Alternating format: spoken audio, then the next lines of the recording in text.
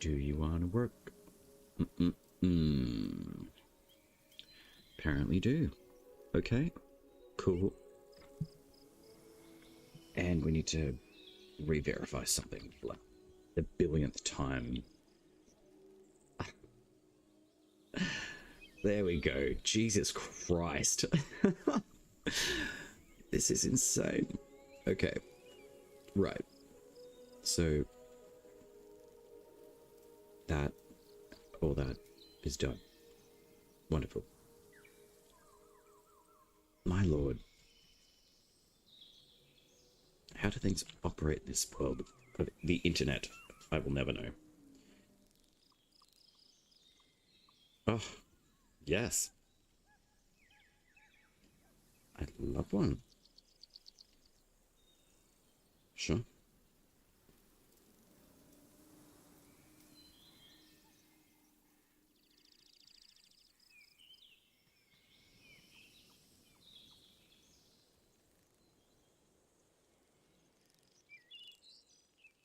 All right. Just dealing with real life thing.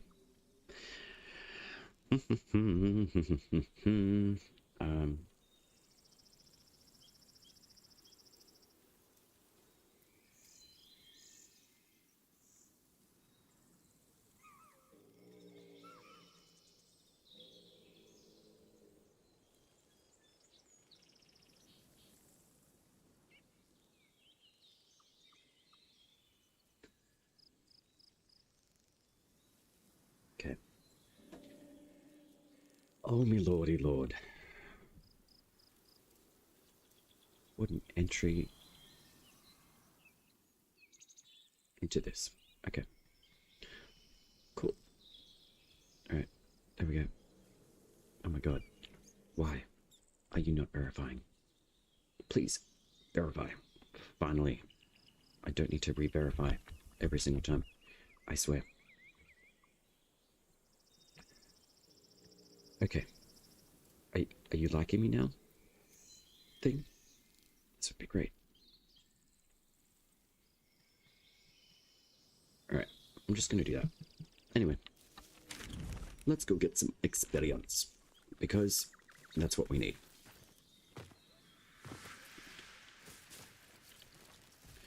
Dynamic.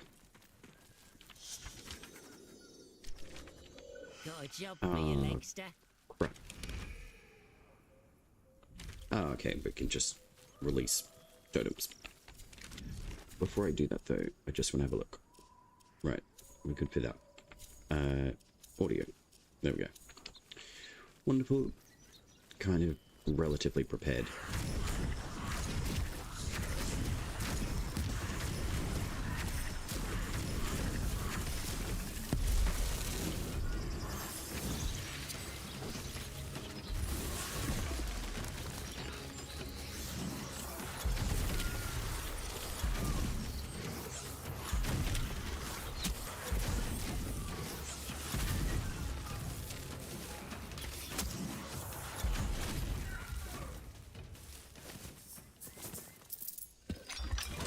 Release the hounds, or at least the deer. That was easy.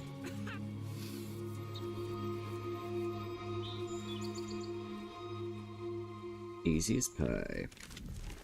Okay, 3-star. Let's go get that. Excuse me, sir.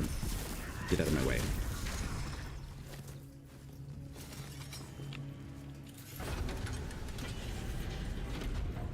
What do we got here?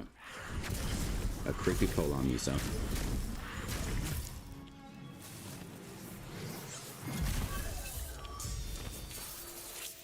Excuse me, sir. Oakley dokley. 3-star faction tower. That's what we need right now.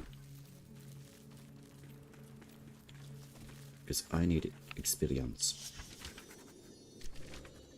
Time to ward our alka, big legs. Don't keep those kickers in a twist.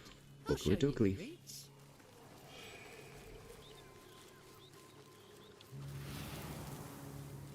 There are lots of animals around. Do I need you? Negatory. Alright, what do we got? creepy slugs.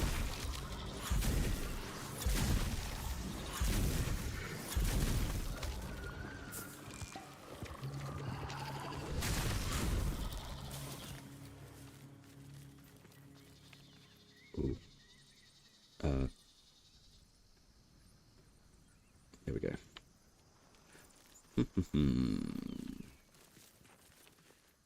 I do want to double check something.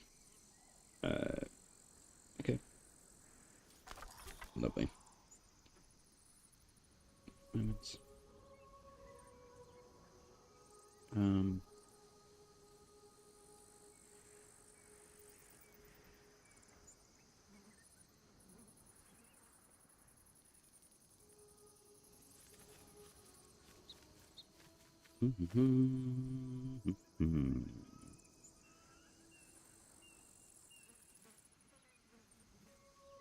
Oh man. Okay.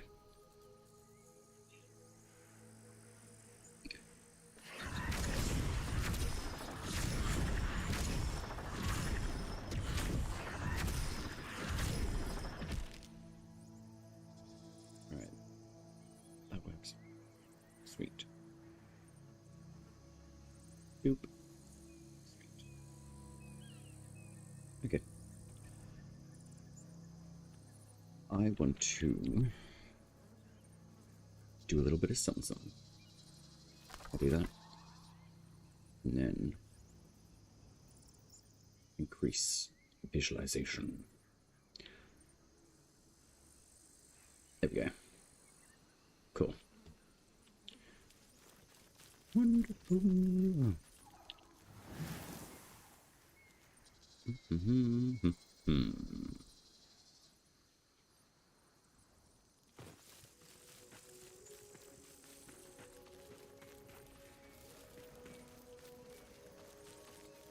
Ooh, is this Credence High? I mean to watch. Hello. Goodbye.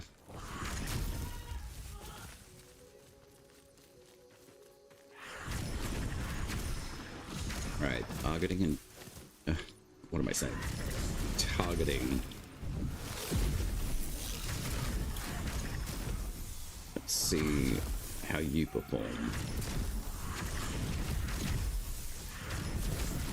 The aim assist definitely seems weird.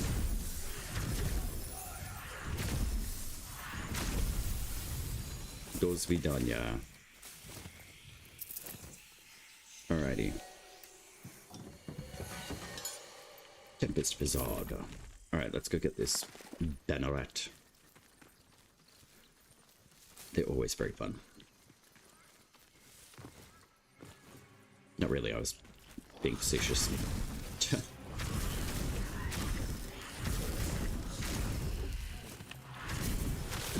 Linktavius Jones. I like that name. Jeffrey Epstein or Martin Luther King? In a twerk-off?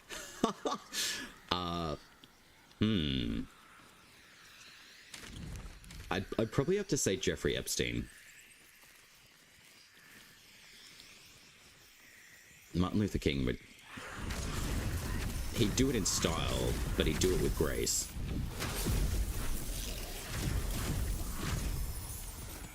Which is not a bad way to be. It's a very interesting, like, first message, I would say. That's actually kind of funny. But how are you, Linktavius? Chapman. Hello. How are you?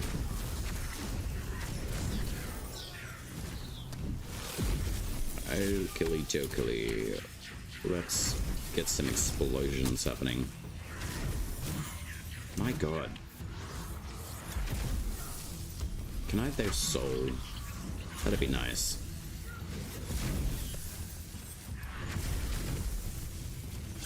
You're going good.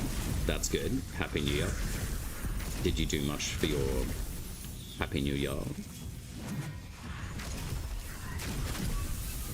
Expelliarmus. I love this rune. It's very good.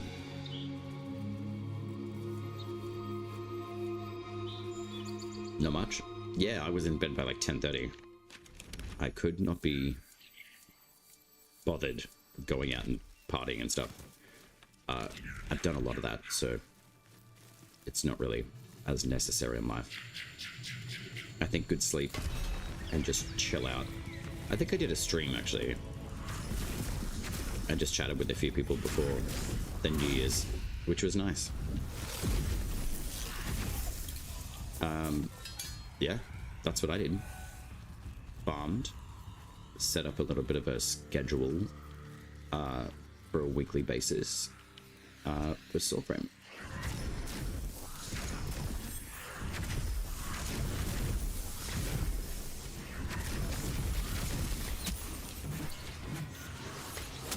Which makes me feel a little bit more organized than usual.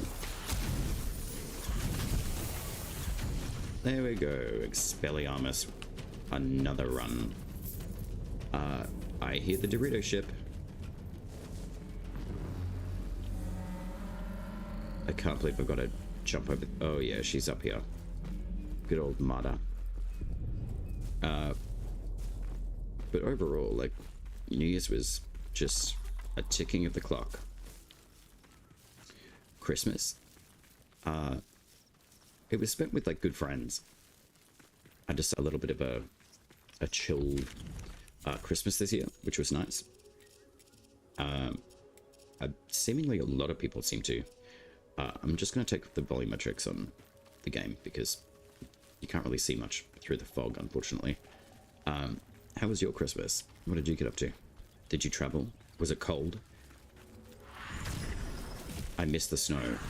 I used to live in North America, and I lived there for a decade, and I love the snow.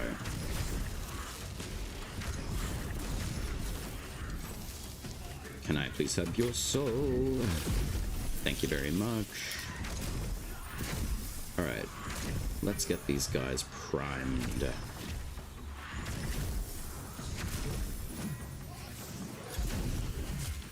Oh, look at that. Soul Smite. Expelliarmus. I really feel like a wizard. I truly do. Which is always great. Alright, let's go play with Mada. And the Dimrod. Are you guys in chat? Have you guys played Soulframe? Or Warframe at least? If not, no judgment.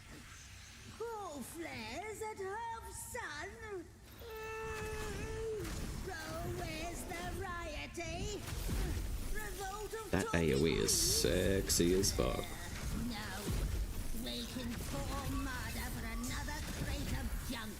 I love this rune. For a lot of reasons. No, leave that box alone, Mada. That's not your gift. It is mine.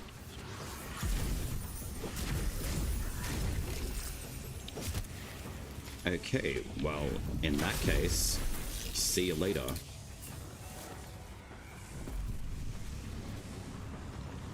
What else are you trying to steal? A barrel of booze. I bet she is.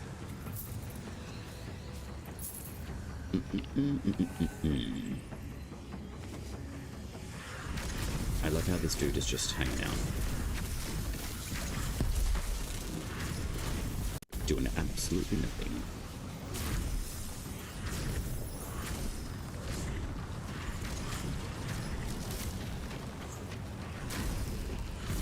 Come on, buddy. Just give me a soul. A rebel? Well, if you lot weren't so busy plucking berries, they'd be extinct by now. More Expelliarmus. Remaining legion. Fighting? There's certainly a lot of it, yes. There's a lot of elements to it, but it's predominantly fighting. Collecting things. Having fun. You collect souls. Exploration, taking on different bosses, different levels of enemies. Adventure style. Also getting smashed in the face by big old heavy units, which are really annoying sometimes.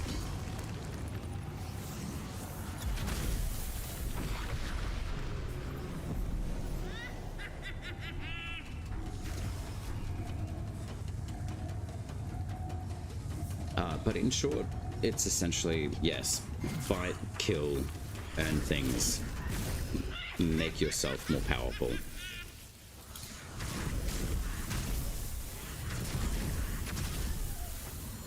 Legion! Reaper! They're all dead? Riddance to wasted coins! When his Summon the children Dewcolor. fall, Yes, yes. we summon the Nimrod! Come to murder!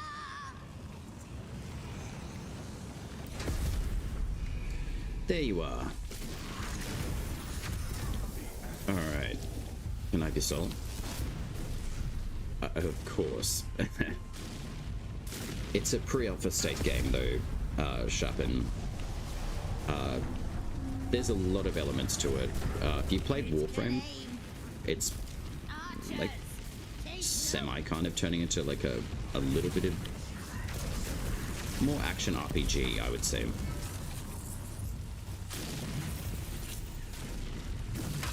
Sweet God. Please don't hit me with your lightning.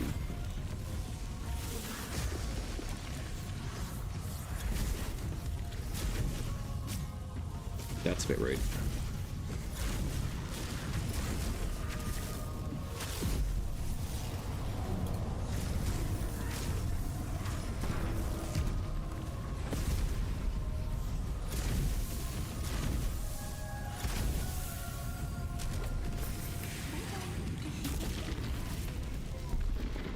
This big boy is very annoying.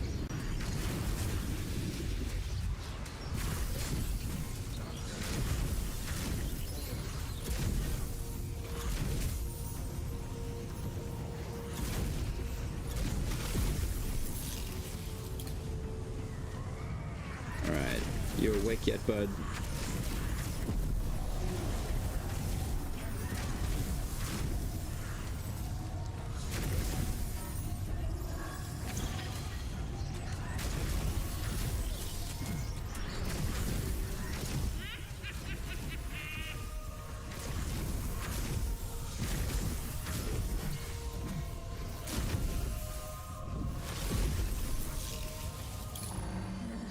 Well, Alright, Nimi, anyway. where'd you die?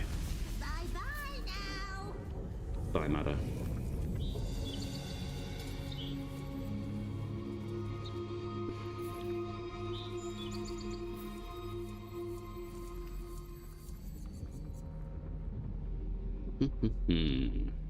Alright, well, she's done.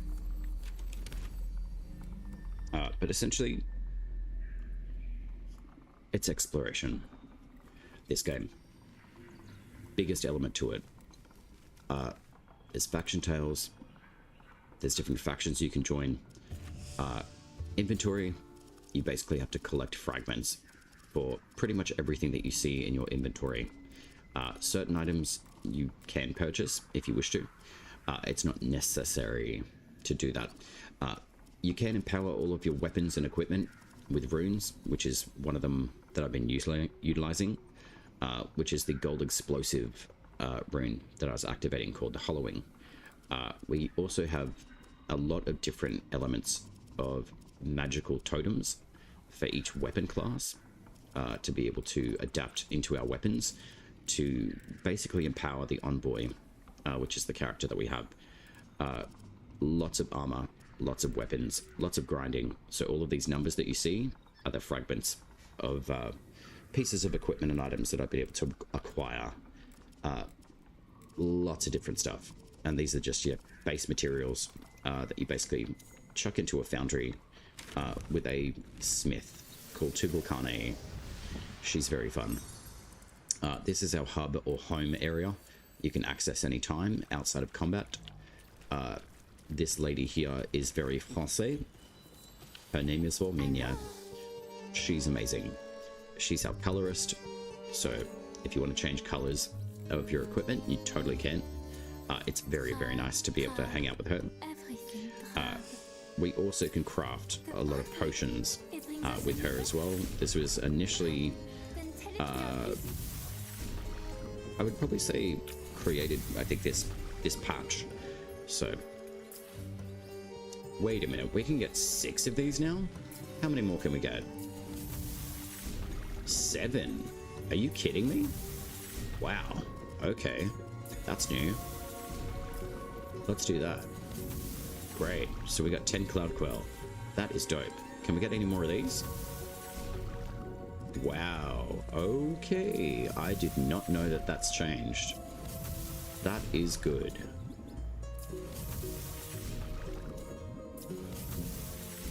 Very nice. I probably won't build too many of these, but these ones are very worthwhile building. The Cloud Quell as well. Wow. The Cloud Quell potion was the big sun bottle that I threw at that big dude before. That's dope. And then we've got something called the Koga, which is essentially the hard mode of Soulframe. How often do I live stream? Inconsistently at the moment. But generally I'll do like a relatively mid-morning early stream when I can, but more so in like my evenings, which is generally everyone else's time zone of like good morning. So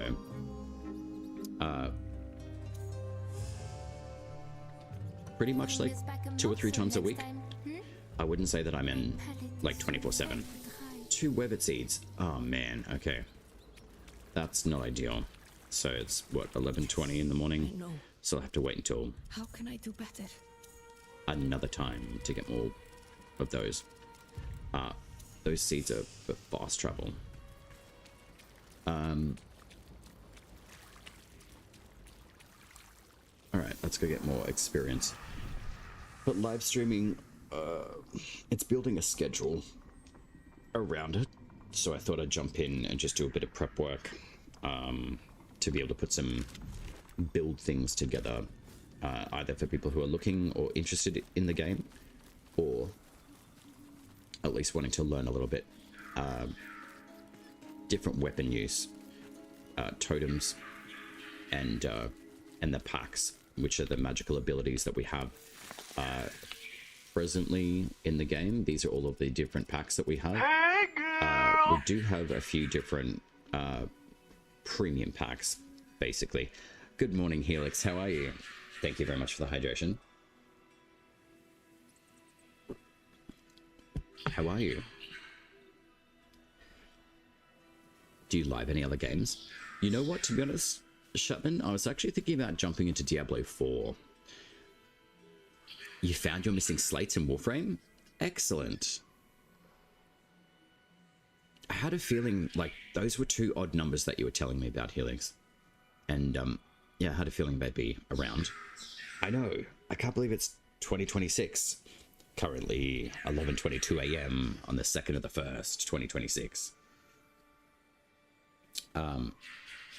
Yeah. Oh, I know. I thought about Diablo 4 and I thought, well, it can be a thing. I mean, I do kind of want to get back into the story. I found it really hard to get into Diablo 4 because there's so much stuff to do.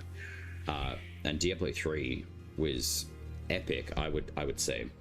I really enjoyed D3, and then after like Diablo 4 came out, I thought, nah, do I really want to? So I guess it's just get in there and do it. I just spilled some nice oil all over my desk, which is great. You never played it? Just heard mixed things? Yeah, it's Diablo 4 has got like a lot of stuff. I'm gonna see if I can actually. Huh. There we go. We have YouTube, my giant face. I'd probably say with Diablo 4, I'm just going to play with this element while I talk to you guys. I'd probably say with D4, there's like so much stuff to go through. And then the grinding factor as well. I mean, I don't mind that sort of stuff, but it was very much a lot of stuff to do. So I really just don't know if I want to stream it, but I think I would probably play it in the essence of, do I want to like actually stream it? I'm not really sure. I'm just going to play with these elements a bit. Just so I can rearrange things a bit. Alright, I guess that works. Kind of. I don't really want to cover up the gameplay bit. It's really more for chat, really, isn't it? There we go. I still need to add to bits and pieces. But anyway. Yeah, I think T3. Not really sure. Anyway. I've got to jump back into gameplay because I love it. I just don't know if I want to start like a fresh, like Necromancer in Diablo 4. So we'll see. But how was your New Year's, Helix? Did you guys just do like family stuff or? Excellent. 1, 2, 3, 4. Boom. Boom. Expelliarmus. I love this rune. It is very good. Can I have your soul, please? Thank you. That was extremely kind of you. Where is that archer?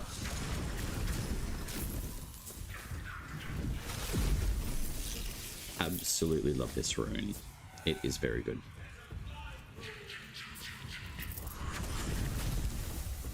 There we go. More Expelliarmus.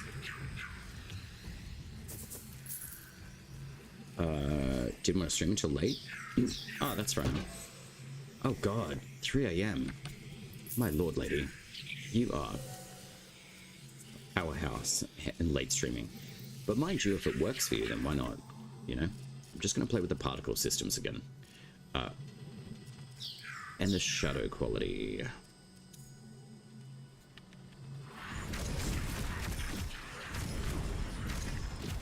It's not going to be as particle pretty, but I'm okay with that. I have chosen to switch back to the... Oh, sorry. Lofty. Thank you very much. Oh, wait. Okay. Apparently, Zarabot didn't like something, which is good. I'm glad to see that in action. Altri's children are saying hold up in I do enjoy the nightlife, but I try not to ruin my sleep. Sleep schedule is something that I've certainly come to understand. If I keep that consistent, whether I really want to go to bed or not, it actually helps a lot. Especially with mood and REM sleep. That can be very difficult for Spicy Meatloaf Brain to get into the habit of building a decent sleep schedule, for my brain at least, is really a challenge. But eventually if I get into that, it's boring, but it's worth it, because then I actually feel like I've got much more cognitive support for myself.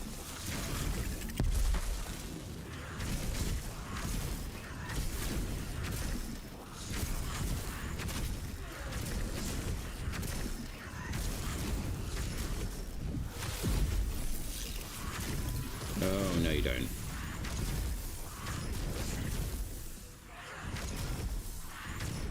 Expelliarmus. Oh, he blocked it. What an a-hole. There we go.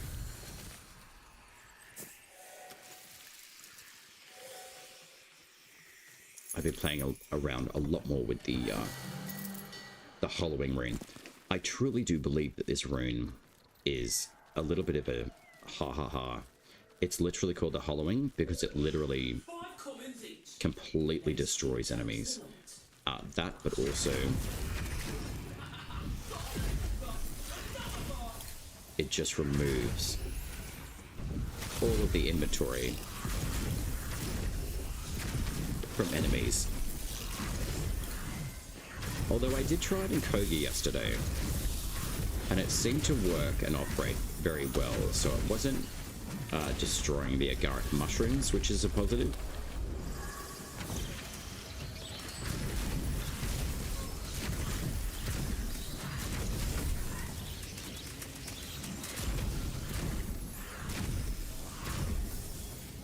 Nope. You don't get to do that, lady. I'm just gonna step into your fire and run away.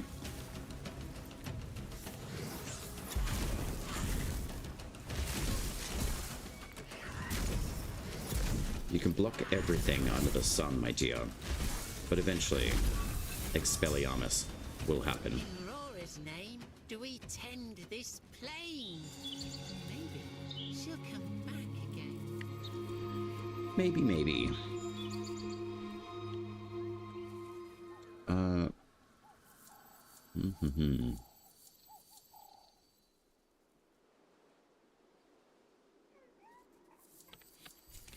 I'm just gonna drop the sound down just a little bit.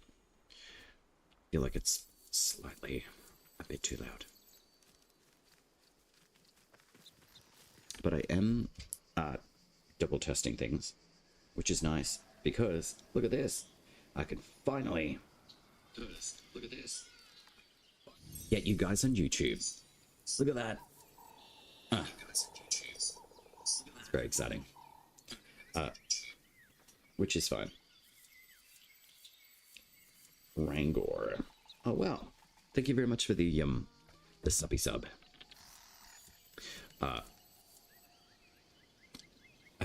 And I also had someone ask me in chat before Helix, Jeffrey Epstein or Martin Luther King?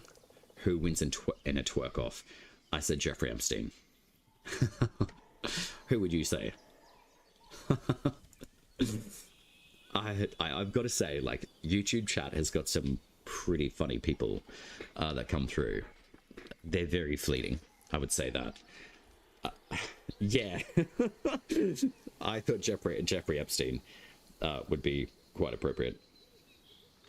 Jeffrey Epstein. And I do have Twitch running as well, so it's learning to get like all like the sound recording stuff operating correctly, which it seems to be now, which is fantastic.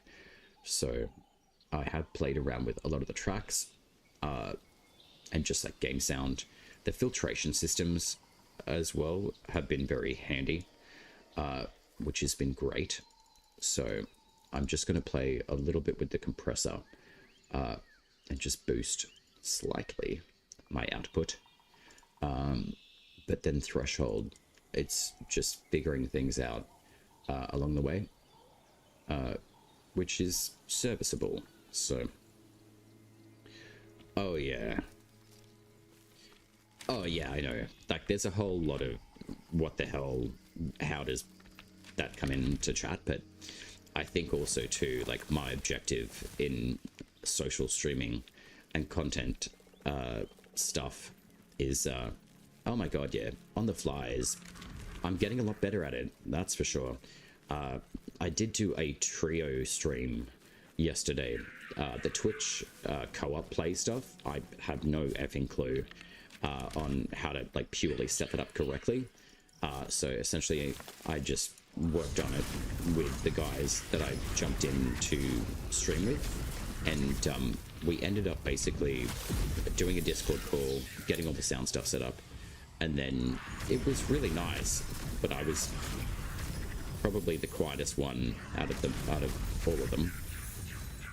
I was highly aware of the amount of information that was being thrown out, so it actually made me realize, okay, I can actually be a little bit more quiet, which was kind of nice. But yeah, there was a lot of information coming out in conversation. So, you stream deck? Those kickers in a twist. I'll show you. Wait, didn't you buy one? I also need to, I would probably say, I don't know the exact time frame, but within like the next 2 months, I would say, I can still make good on my gifting promise to you as well, because my new contract comes through hopefully in like the next couple of weeks, and I get to do my gift of what we spoke of just before the holiday season as well. It's not a worry, it's something that I want to make good on, and I did make that promise, and I don't not make good on my promise. New crazy campaign. Ooh, what? We love a new crazy campaign. I'm shocking at catching up on like campaign stuff and getting others excited about stuff. Whoops. Oh, killy-dokey. I'm glad I reduced the particles in-game. Movement seems a lot more fluid, I would say.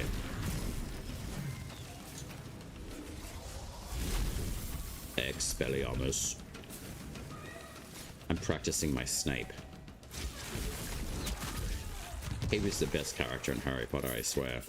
Hey, look. This person got stoned. It looks like a giant cone. That's hilarious. Screenshot. There's some artifacts in this as well. That's kind of funny. Like the black blocks. It looks like there's light refraction issues. Yeah, there certainly are. It's more the effects of the Oshelda passive. The tendrils. Interesting. Oh my god. I was watching shorts on Dumbledore and Snape talking about Harry Potter. And Snape is like, oh, you're basically like preparing him to like be killed by Voldemort. And Dumbledore's like saying all this stuff. And then Snape summons his, what's it called? The animal summon. And it's Lily, like the deer. His Patronus, I think it is. Yeah. It makes me almost cry every time I see it. Because I'm like, man, Alan Rickman is incredible. Is incredible. Regardless of him being physically within the realm of where we are. Absolutely incredible actor. I don't think anyone else in the universe could have really drawn on the purity of the character of Snape than him. Oh, wow. Wow, okay. That's dope. That's amazing. I'm happy to go through that channel and see what I can do. Good morning, Gemini. How are you? Going well. How are you going after the trio stream yesterday with Forsaken? That was really interesting. It was a lot of energy, that's for sure, which is good, but certainly enjoyed it. Bugman69, yo. Can you play a song? I guess so. I generally don't tend to play music on stream, mostly because of the internet service provision that I have. So the more elements I'm playing while I'm streaming, especially when I'm multicasting, it will either kill the whole thing or not work very well. So I would love to, but unfortunately I tend not to play music on stream. By Digbar. I mean, I'd love to, but I mean, that's also terms of service of YouTube. If I play any sort of copyright music, it'll get the shits at me, so I'd prefer not to. So I'd love to play music, but yeah, that's basically the reason why I don't. You doing well, Gemini? Excellent. Oh man, I kept on forgetting. I wanted to stay at 111 feeders, but let's summon Lady Cardinal. I believe this is Lady Cardinal. Oh, maybe it's Lord. Okay, yeah, it is Lord. It's the northern area. Go Dags. I mean, if I could sing Bugman, I would, but I don't think I really want to ruin your ears with my not so great musical or lack of talent. Right. I'm going to try these on low settings for the particle systems. It tends to kind of help with speed of the game. So, particle systems, we do love them. do awkward songs like I do with Peter. Huh. I mean, I could. I'm learning to get out of my shell that way. Okay, having less particles in game is so much better. I am going to work towards getting a much more serviceable internet service provider eventually. And when I do, yeah, sure, I can sing, and maybe we can do a karaoke stream. Actually, that'd be kind of cool. Except I'd be the one doing all the karaoke. I guess we could do that.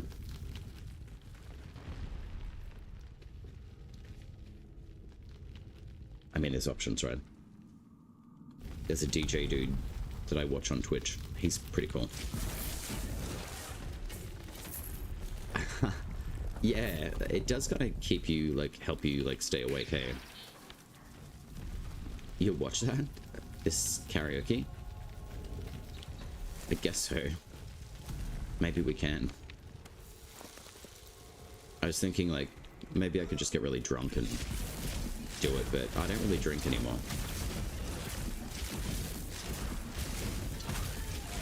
I just enjoy gaming and, like, putting things together.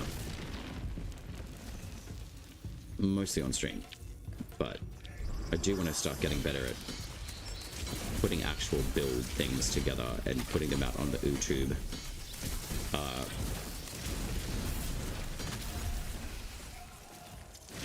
Because that is an objective I would like to start fulfilling a little bit more this year. Yeah, I bet you'll have ideas. You've always got ideas, Gemini. I like that.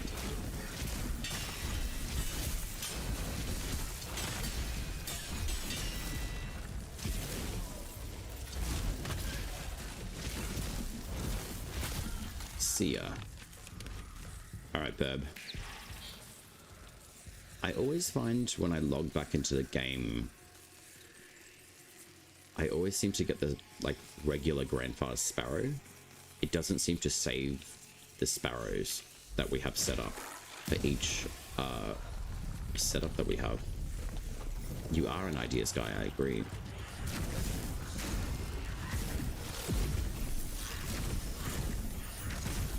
Expelliarmus.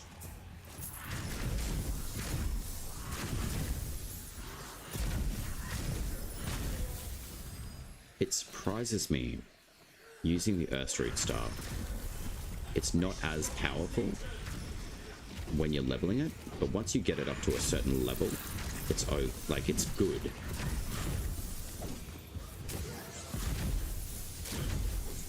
But this is still a spirit-based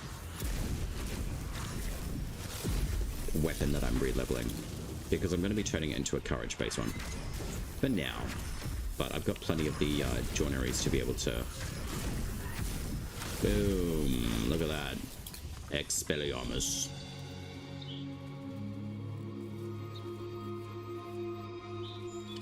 Bye, little Flappy Bird. Well, there we go. We got a Gildor blessed by Safine. Not that I'll probably use it until Grace gets restructured into a useful virtue. But again, I think we'll find out more when it starts coming through in patch notes, etc., which is something I've decided to put a little bit more time into schedule-wise. So I thought, do an hour of just discussion on patch notes, which is Talkative Tuesdays. Saturdays is pretty much benchmarking that particular build.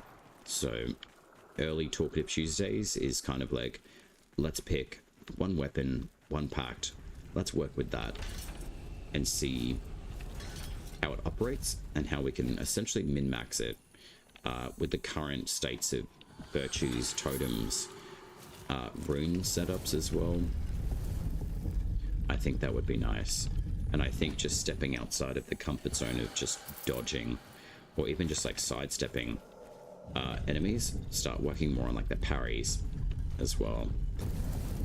BRB, no problemo. I may actually do a coffee soon though, but anyway. How was everything though, Gemini, from yesterday? Like, how'd you guys go on the run?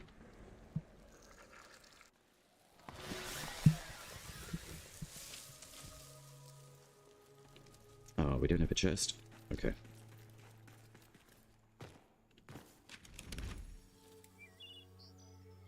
I do want to double check my burb. Verminia. Oh, also,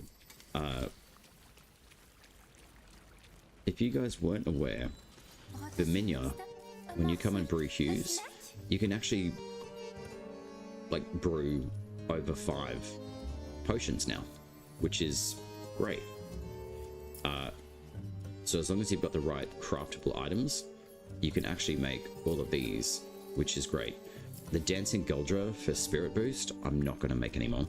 But Cloud Quell, apparently, you can go over 5 potions now. Apparently, requirements are not met, but we have 11 potions anyway in backstock. So, even with Koga, I'm assuming we can actually work above that level of the cap of 5 potions. So, which is nice. So, Curad's Breath. Let's build another one. Yeah, you can certainly, apparently, build more potions, which is great.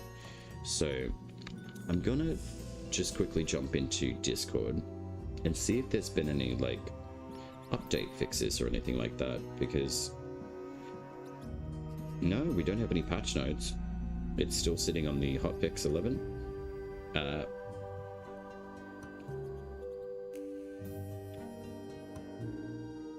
Oh wow. Congrats. That's dope. Just messaging a friend, they just let me know that they're relocated. And they seem really happy, which is awesome.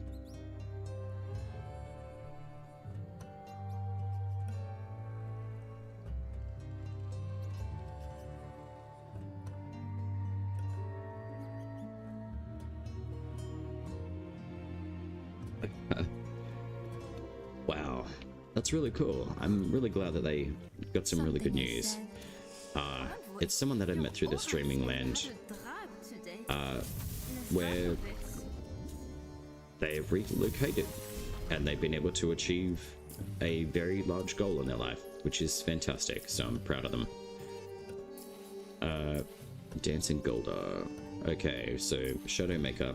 I'm not really sure whether or not these are really worth boosting, but I'm just going to do it anyway. So at least we've got the backstock for them, which is fantastic. So apparently we can boost potions up to a much higher cap level for inventory, which is great.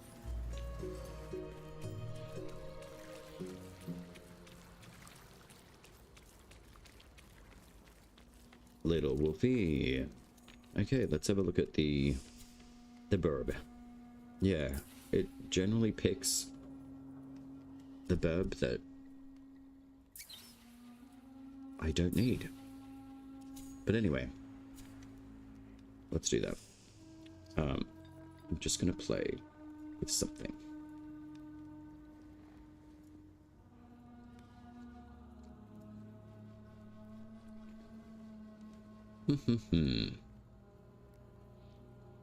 Okay, I just want to check the setup visuals.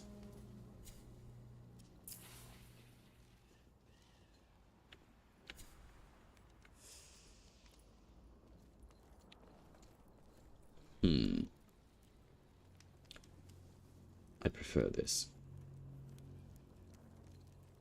There we go. All right, little Wolfie, you can have your little belly rub.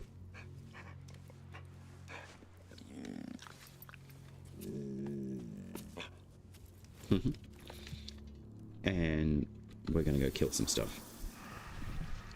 Why? Because we can. And it's fun too.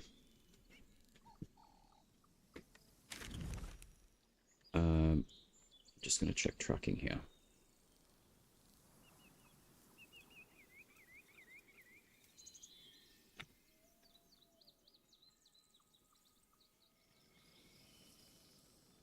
Okay.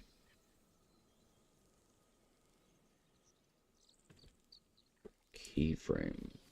Interesting.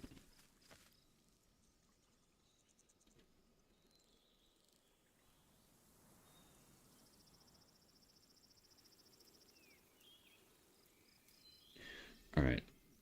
I'm gonna see if that fixes this. It's always interesting doing multicasting things.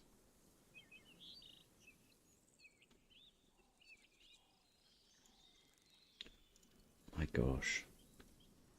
Not really sure what is going on with one of these platforms today, but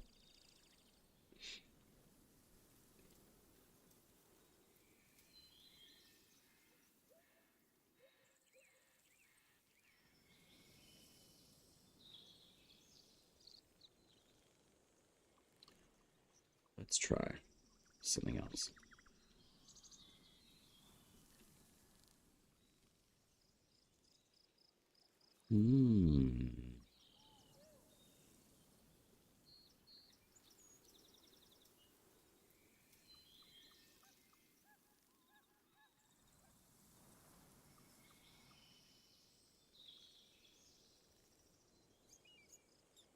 Okay. See how that operates with the stuff.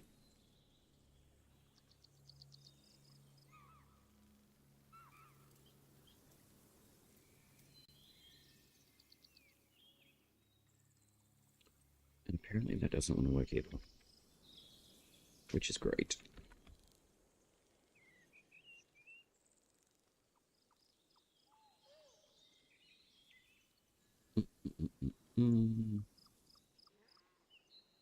Let's do a resize and centralization.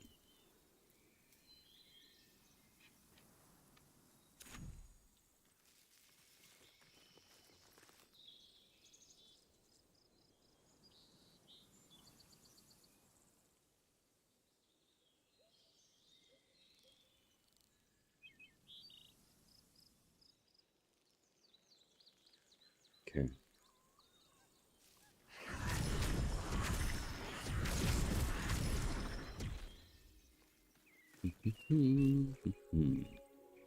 Oops, sorry.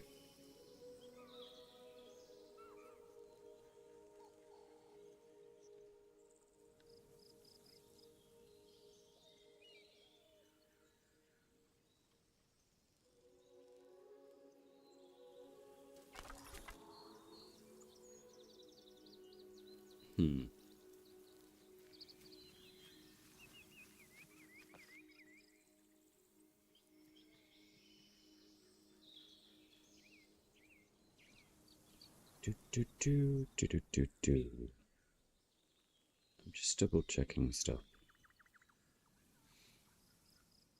There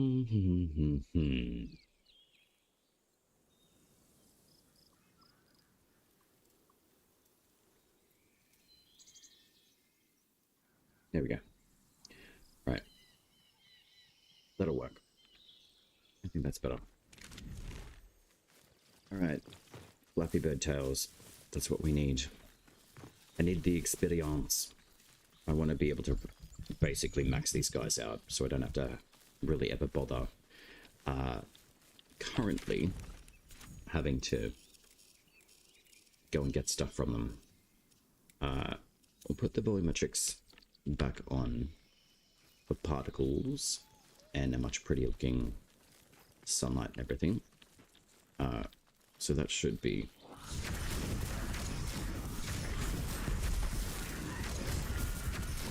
fine.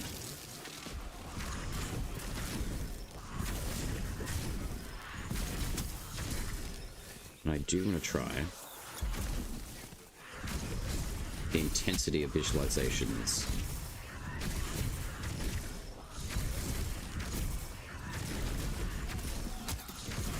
My gosh, these guys just want to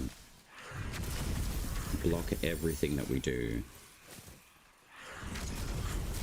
Expelliarmus. There we go. Alright, so let's have a look. We've got visual effects intensity, So if we drop that down to like 30, that'll be fine. I might use Protanopia. High Shade is fine. Glare is fine, but we can drop that off and then take off Bloom and then just kind of see how things operate.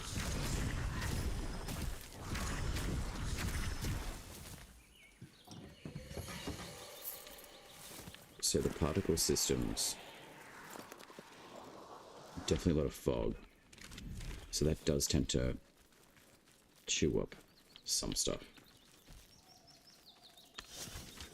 Hey, bud. Alka's children are saying hold up in Hillyden. Bad day for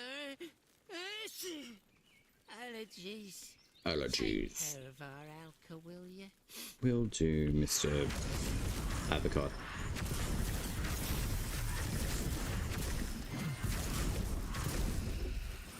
Oh, look at that. 2 souls.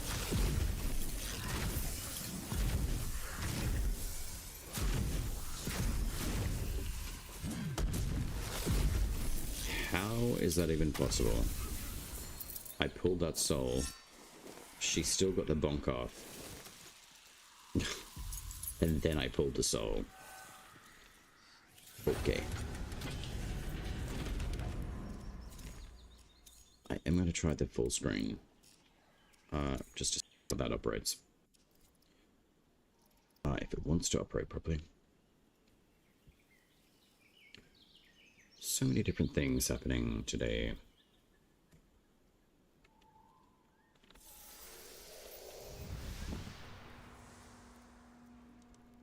Alright, that's better.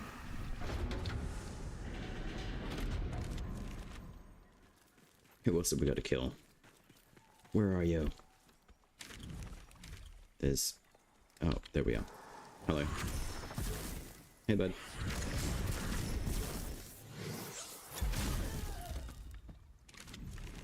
Are you all dead? Wait, have these towers changed? Be kind of cool if they do. Beb. Where are the Sinecure? Apparently they're here.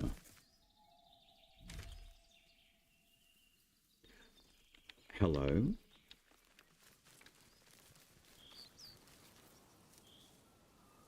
Is anyone home?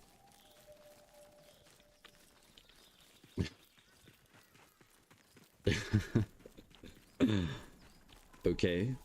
Apparently we've got Sinecure to kill, but where are they?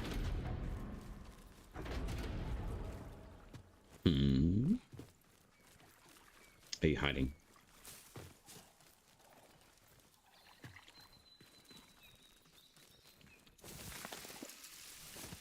Maybe what I'll do is just nightfold it. And maybe that'll redirect things back.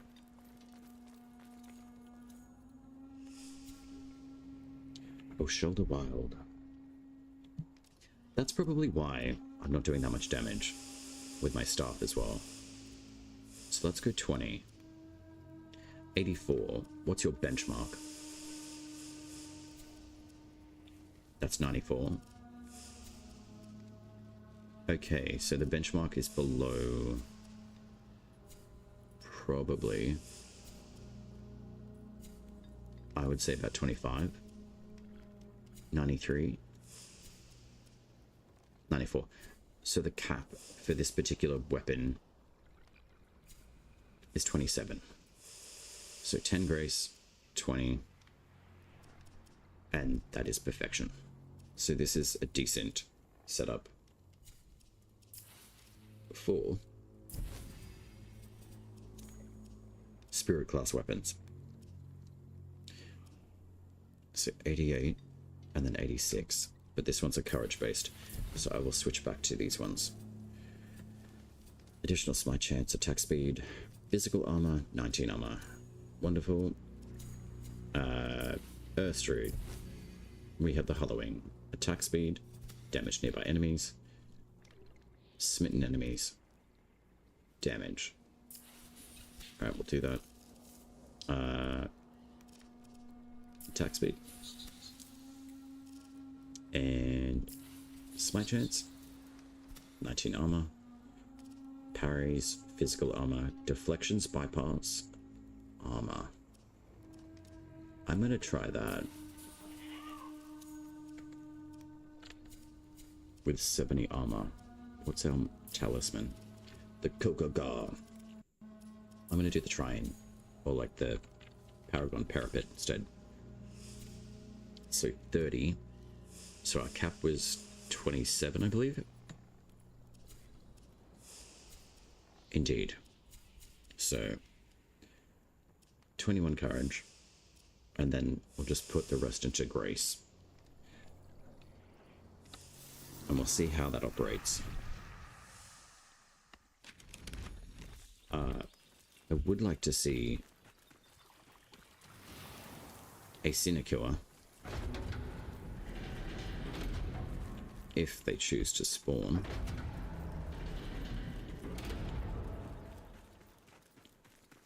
Which it doesn't look like they will. So let's go see if we can get the paperwork.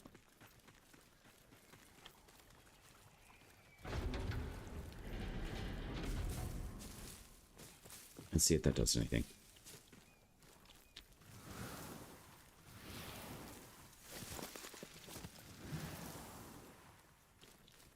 You're a squirrel. Are you rare? Stop running away from me. I may need you in my inventory. I don't. Hey, little wabbit. Alright, don't need you. Maybe these are the sinecure I need to kill.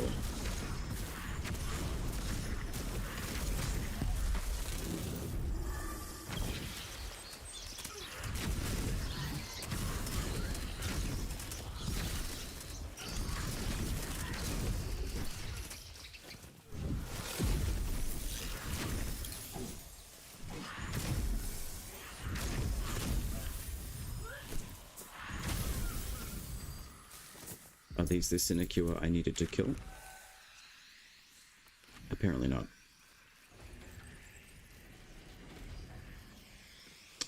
Okay.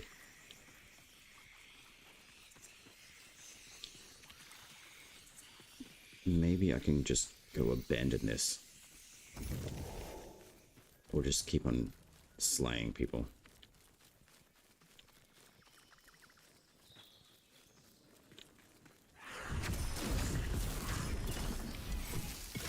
So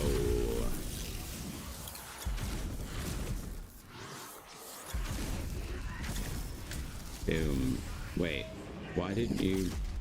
How do you bypass a? Anyway, moving on.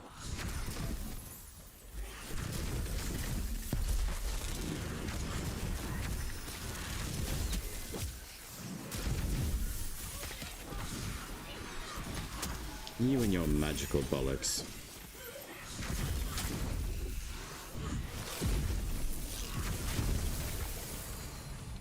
Not as good as my magical bollocks. Oh no, glass cage of emotion time. Mini battle royale.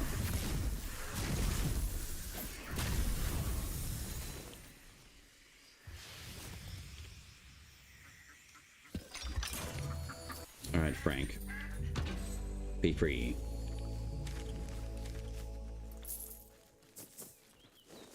So I wonder if the game just doesn't pull these particular enemies back into the thing. So I'm just going to ignore that.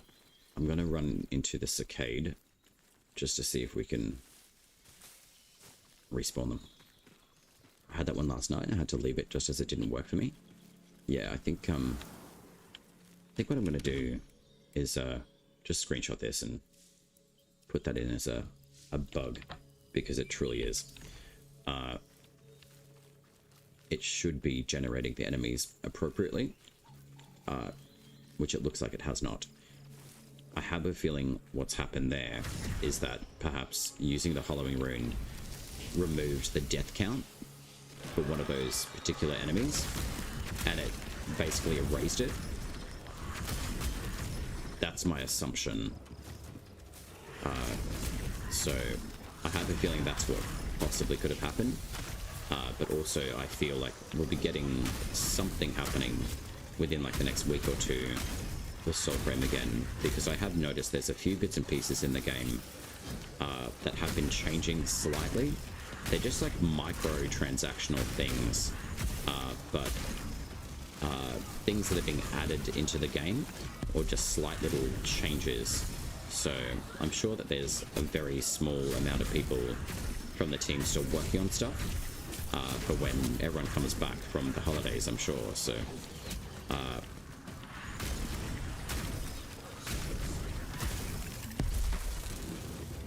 I think what I'm going to do instead of using the rat rune for damage to nearby enemies, I think I'm going to put the hey, look at that, the shell that passive got onto the archer. That's nice.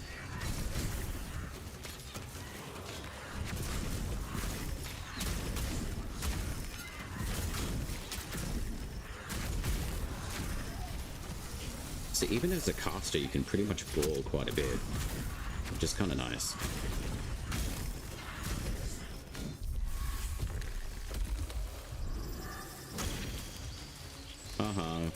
Got your hand.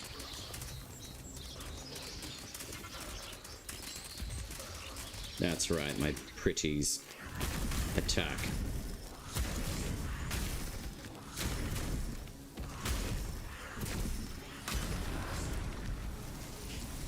I would probably say, instead of using damage to nearby enemies as the second totem, we can probably have a look at like bypassing armor, or at least armor reduction, especially against those mockeries, because they're an absolute nightmare. So we can do unhindered, which is the heavy casting passing through enemies, bypasses armor, so that should effectively affect their health instead. Stagger on primary attacks would be useful, but the attacks reducing enemy armor seems like it would be an appropriate one. Bugger it. I keep on forgetting that I'm not doing full screen stuff. I'm just going to play with some of the filtration stuff on the mic. It's gain is terrible and I can hear it.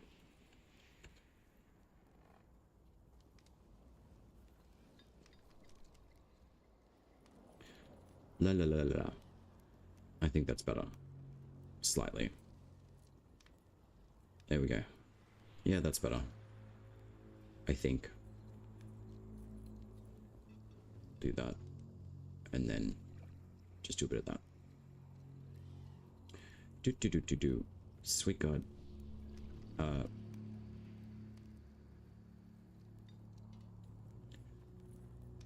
really... Oh, that's why the ratio changed. It's really weird to me that every time that you set something up on a streaming software, it tends to completely revitalize itself and just do whatever the fuck it wants. But anyway, small things. So let's go through this arcade.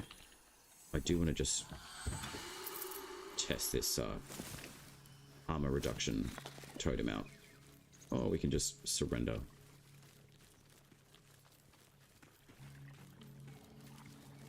Let's go do this arcade.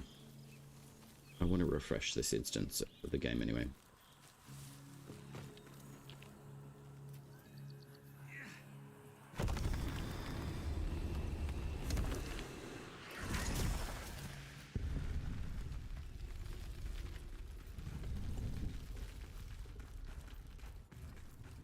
There's definitely a lot of lag with movement of the mouse and the camera action, which is not usual.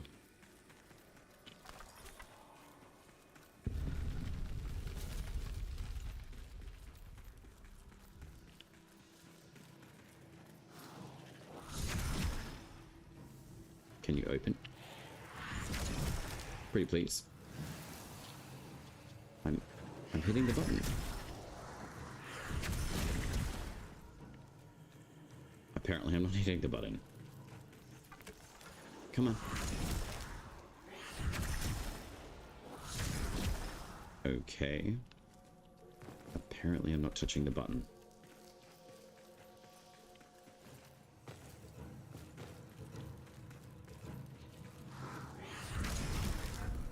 There we go.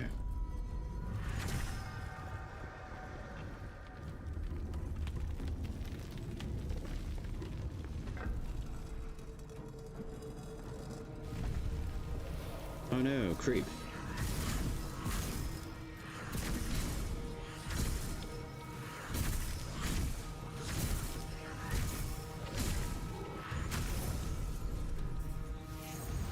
More Drax.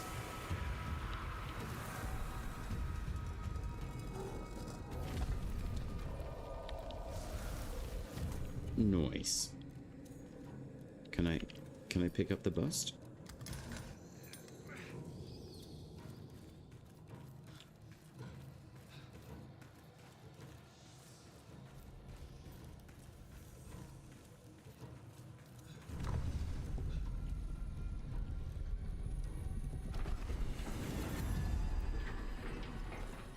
Excellent.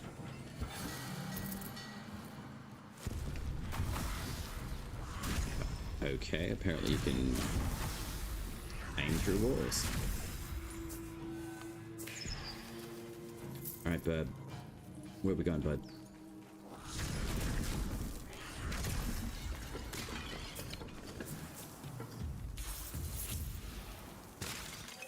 Directly to the Cicade.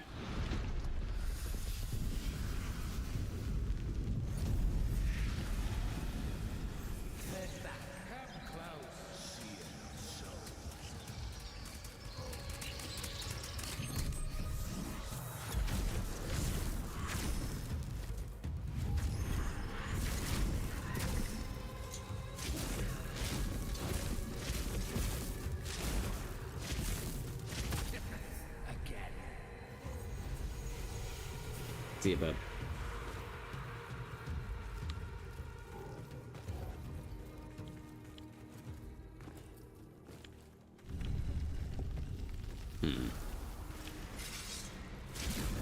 Hello, creep.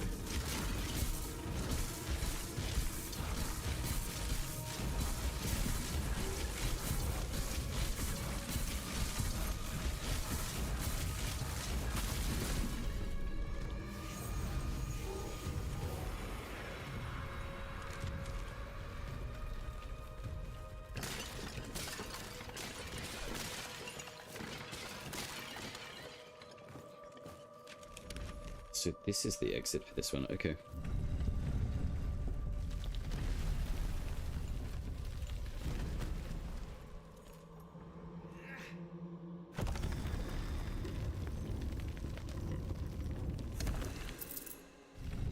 More drags. Just what I need. More currency.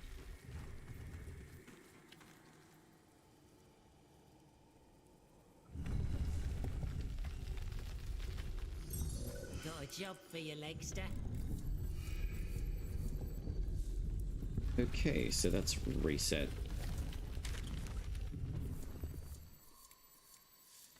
The world. So perhaps we shouldn't have an issue with the sparrow tails now.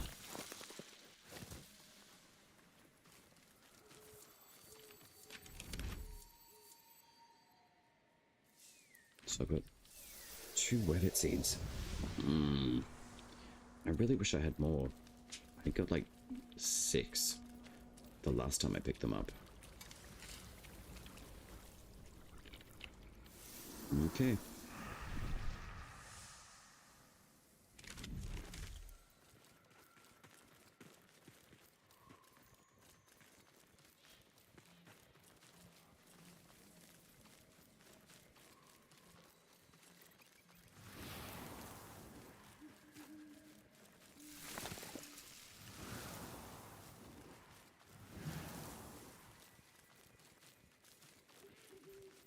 I'm considering another coffee.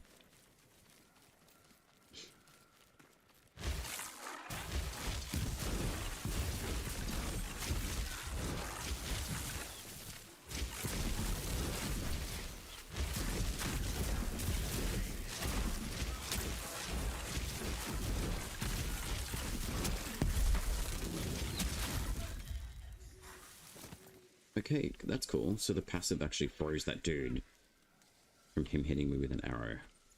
Lovely. That is a good thing.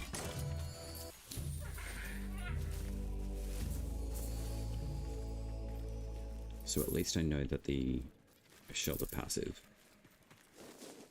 works on both ranged and melee folks. That's good.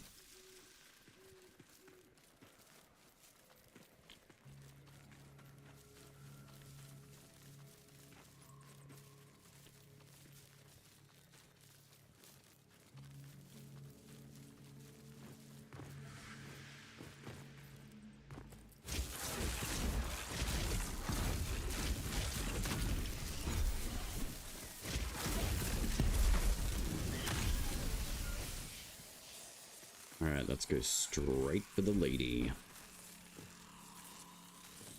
The mage.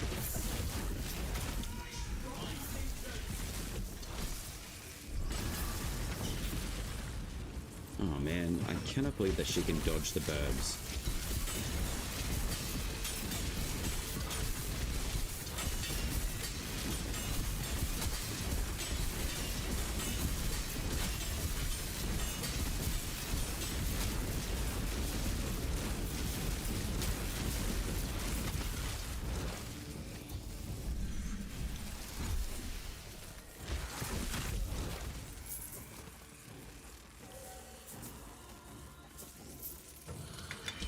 I always find that those Bennerets block way too much.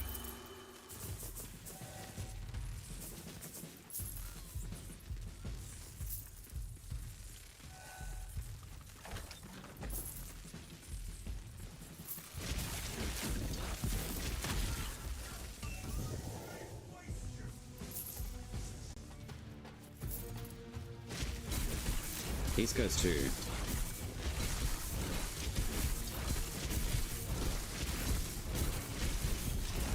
Like, really?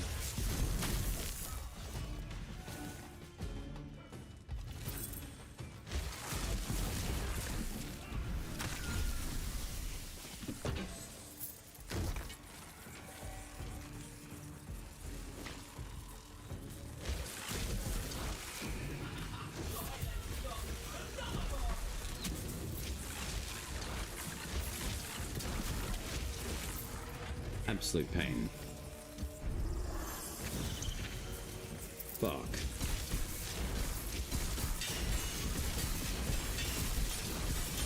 TJ. What game is this? It is Soulframe.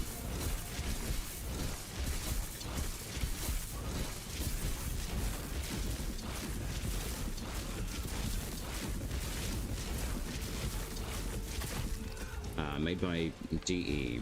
If you're a Warframe player, it is the same developers. It is a sister game, or baby sister game, with its own storylines, etc. Completely separate everything from Warframe. It's just developed by the same Digital Extreme studio. More of like a fantasy-based, like action RPG. It's been about 2 years, I think, since it's released in its pre-alpha state. You need a Soulframe code to access the game. Generally, people who do content creation or stream the game sometimes will have a code. Unfortunately, I have given out all of mine. I do have people who are regular within the community that hang out, and some of them still have some codes. So, Soulframe, yeah. Yeah. It is a very nice game. It's still within its developmental stages, but for a developing game, it's got quite a lot of content in it for the time frame that it's been released. So it's a very, very good game.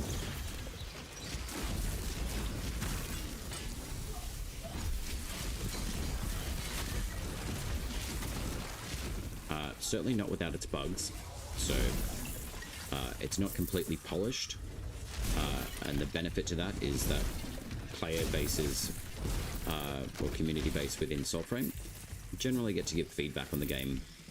If there's something that's not working, you can upload some information throughout the forums, just to let the team know that, hey, I came across this bug, check into it whenever it works, and they'll look into it. So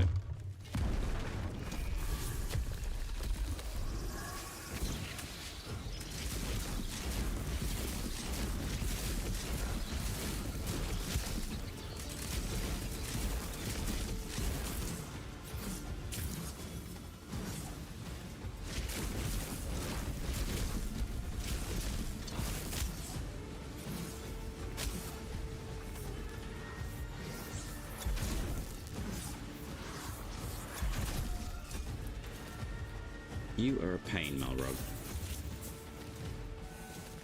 I'm currently playing Wulong, Fallen Dynasty.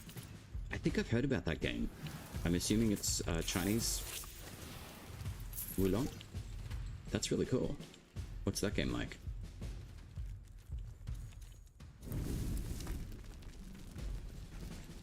I thought about jumping in and doing a little bit of Diablo 4 streaming, just to kind of get back into the game a little bit. It's been years, but it's something I've been considering. Everflame, I swear to God, it's a good thing, but every single time I come and do this siege, I swear I get that particular rune. Runes are basically just upgrades for your weapons. And I want to go see if I can burn some stuff. Did it work? Oh, it does. Excellent. Sweet, I can go burn some bitches. I started playing Soulframe. I'm so curious. How are you emanating electricity and shooting so fast? Nick Nova, hello, welcome. I can show you the build. I've got several, to be honest. I'm just gonna go burn these bitches, though.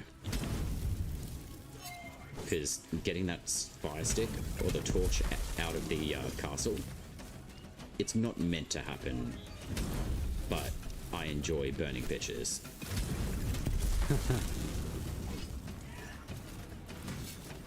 As long as it can last. It will eventually drop and stop working, but I just use it for the fire ticks, which I find amusing.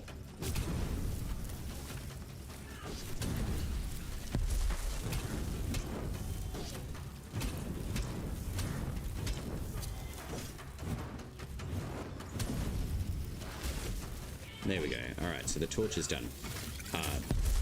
Nick Nova, I'll show you how the Odiac works and how fast it is for what it does. It's not too much of a difficult setup. It's basically a attack speed totem within the magic weapon that I'm carrying, which I use on all of my magic weapons.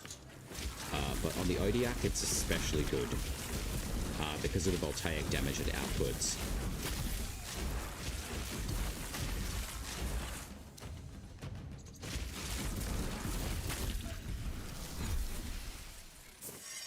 I'll just go pick up all this stuff because it's nice. We love stuff.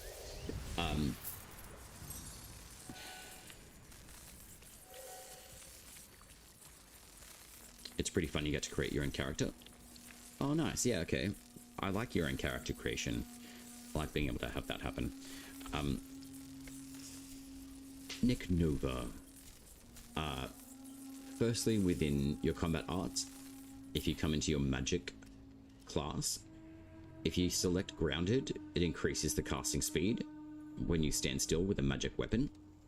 That's one element to it. On magic weapons, I've got the spirited squirrel, which gives me plus 15 attack speed.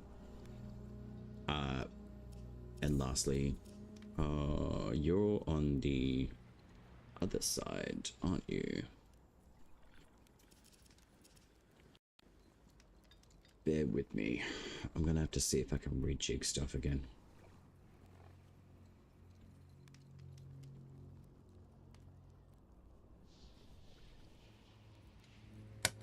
That was easy. Bear with me.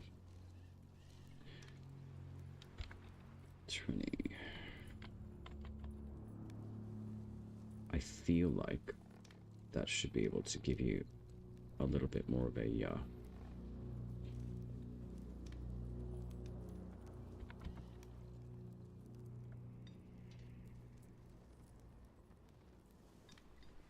that doesn't work.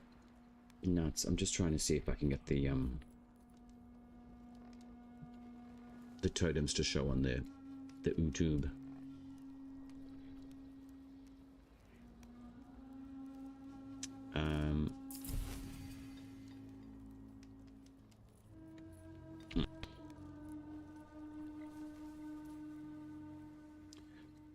There you go.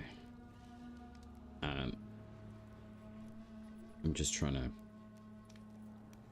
see if that will work for you. So the totem that I use for the magic spirited, it gives you 15 plus attack speed. It's the gold totem, so you've just got to collect and charm animals. That also gives me the attack speed. And on the combat arts, just up in like the love heart area, if you go to the magic and select grounded, that will allow you to stand still and increase your casting speed of your attack. It says casting speed, so in my head casting speed should technically be more like your abilities for your packs. I'm just trying to jump through a few bits and pieces for this to actually be a little bit more of a smooth transition, because I'm alt-tabbing an absolute shit ton. So don't know if what YouTube was bugged because it wasn't showing the full screen.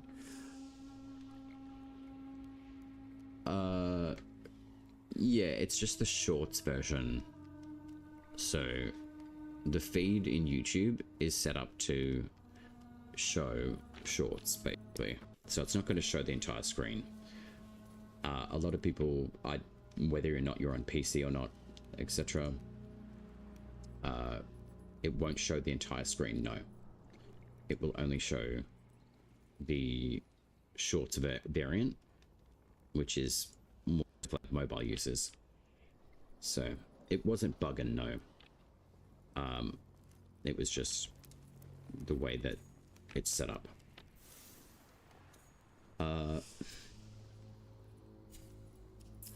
So that one there, the grounded, and then the totem that you're looking for is the spirited.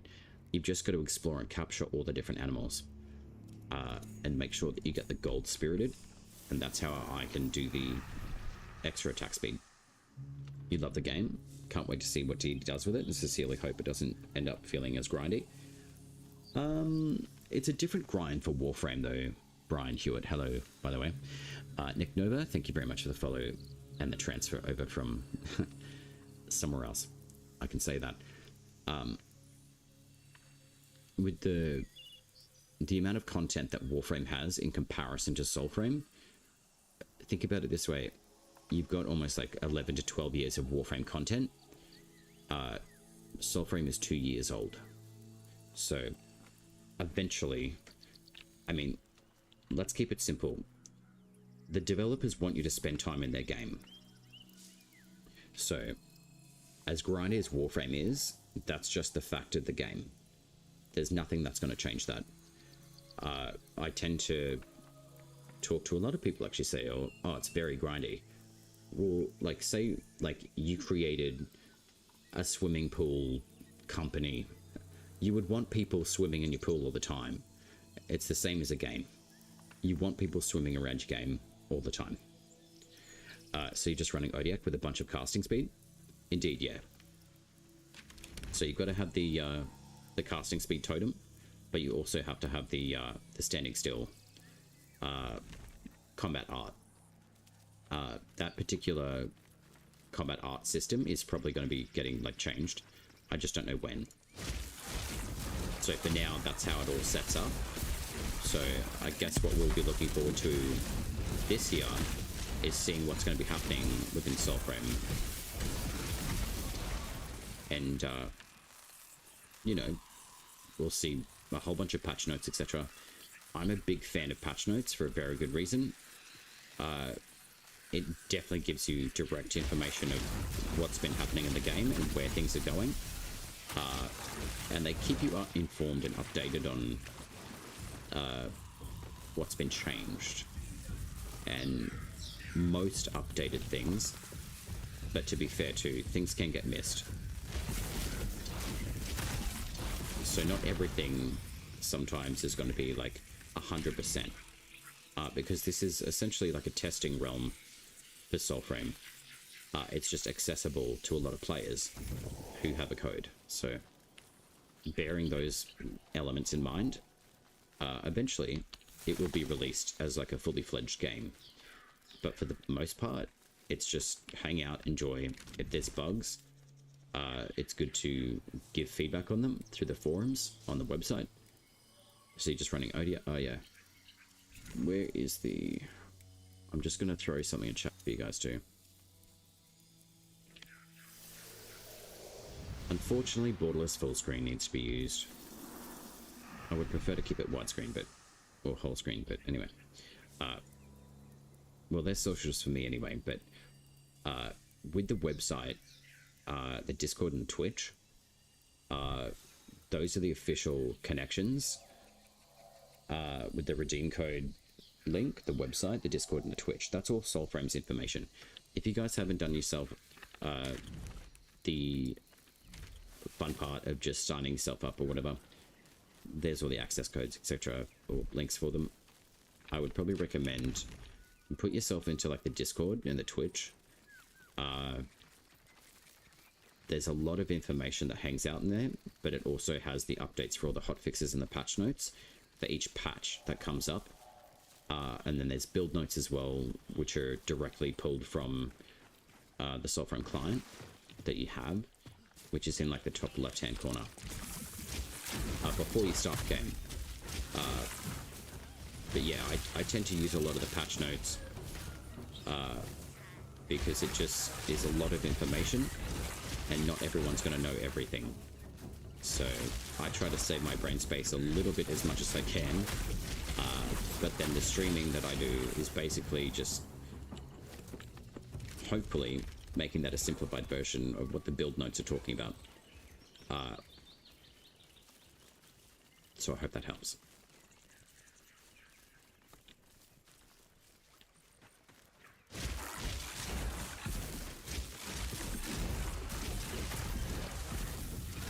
But overall, I mean, the game is really, really good.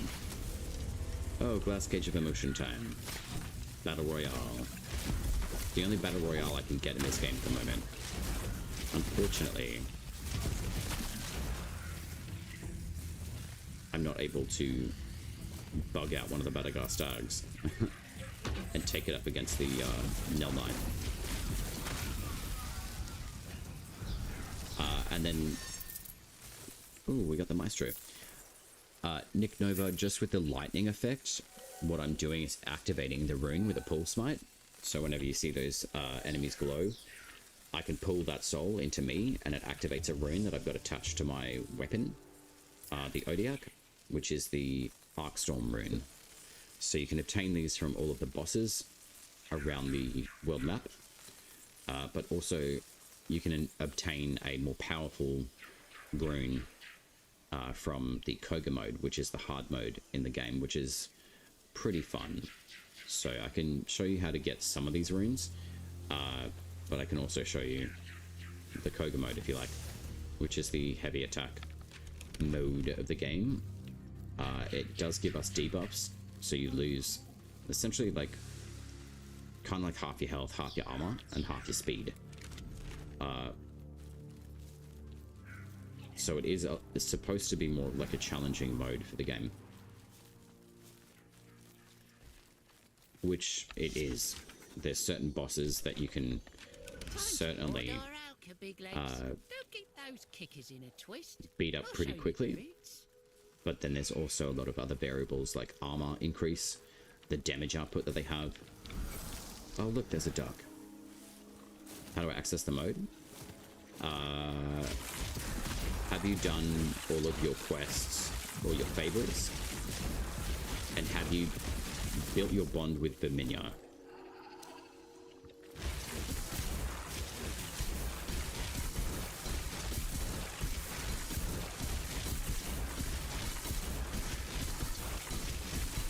Oh my god, please just kill it.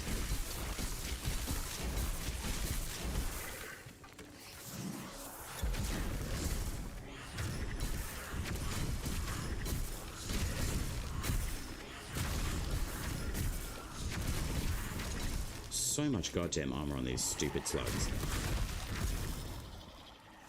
We should eventually be able to, like, minimize their armor enough, so... God, they're annoying.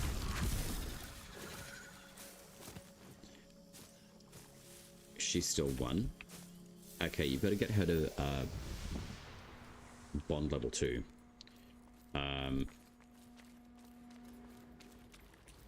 I believe that you can do that by crafting with her. These sigils, which are the color palettes. Moonsteel threads, depending on how many you've got. That should build bond with her. So pick your strongest armor over in your bookshelf, and then come over here and do some moonsteel threading. So basically, if you've got like the Mendicant King set as an example, it's got pretty good stats on it. So pick armor that has very high defense, high magic rating, or defense, and stability. But you've got to do it over in your tent first, because otherwise you're going to be stitching on not great armor. So to do that, you want to be able to come over here, look at the helm, and then look at the stats of them. So if you've got the Arbearer set for defense, as an example, it's probably one of the highest physical defensive armors in the game. Put that on, and then put on the Arbearer's chest, or the Mockery Binds, which gives you roughly about 5 physical defense. And the reason why I say physical is because enemies hit really hard, so you want physical defense. So check your ratings up here to see what they are. You can augment that even further with totems as well, but bestitching is purely based on armor. I'm only here for a few minutes, just want to say hi, and XPPP. Gemless. It's very lovely. Hello, XPP22. I would go with the highest armor rating that you have, and go and do some bestitching with Verminia. What that will do is once you've got the heavy armor on, you can basically talk to her and say, hey, I want to have a different look to my armor. So I can freely switch between these because I've Moonsteel thread pretty much all of these looks onto the armor that I'm specifically wearing. So I always maintain the heavy armor output, or like the statistics that come with it, but I can change the look. So essentially what that's going to do is give me the opportunity to change the look, keep the armor rating, but also she can brew hues. So have a look at what color palettes you've got, and then you can build bond with her. Jump out of the Nightbolt once you see it switched to 2, and then come back here, and then she won't be here anymore. So you've got to go find her on a quest. I'm pretty confident that's how to get the Koga mode, because you do need to get her to level 2. And once you've done that, you should be able to brew all of your potions, which you should have Cloud Quell, but these 3 potions come from the different factions in the game. So you've got Kith of Kings, Alka's Children, and then the Shademaker is from Silent Rose. Curade's Breath is very worthwhile. You do need these materials for this particular potion. Mora's Kiss, Fire Fungus, and Nethcap. And then you need the Weeping Driss. But I would recommend don't make too many of the Dancing Guldra, because it's a spirit-based boosting potion for 60 minutes. This is grace for 60 minutes, and this is strength boost for 60 minutes. I would keep your Weeping Driss specifically for Cloudquell, because this will help you against Nimrod. Brine Floss is very easy to find. Toe of Ode is pretty prevalent around the map. Weeping Driss is a little bit more less than common than the Brine Floss and the Toe of Ode. But we can craft more than 5 potions, so I've got 14 of these now, which is crazy. So, which is great. So I need to go get more fire fungus now, because I don't have the right amount of materials there. That's a very long-winded way to say it. That's how to build bond with a Verminion. Alright. I'm gonna go get this chest, and then I can run a boss run too. If you get stuck, jump into your journal. You could do Sparrow Tails, the ones that are active on the map. You can go and see like Fort Carlisle or Fort Kernhold if you've got the map open enough, and if you've got access to them, and then dungeons as well. So always use your journal. It's a really fundamental tool to use in the game, and a lot of people tend not to. I'm not really sure why, because this is where you find all of the information that you need. So have a read through. That's what it's there for. Notes, they're just notes, etc. You got fables. This is all of your quests that you've completed within the game. Make sure that you check through here. You can replay Rise Envoy, which is the testing realm for the first 3 packs in the game that you get, and then these are all of the other quests that you should have completed. If you haven't, then there should be an area of the game that should tell you essentially, or direct you to go and fulfill that fable, so you can move into the relatively like later stages of the game of what they are at the moment.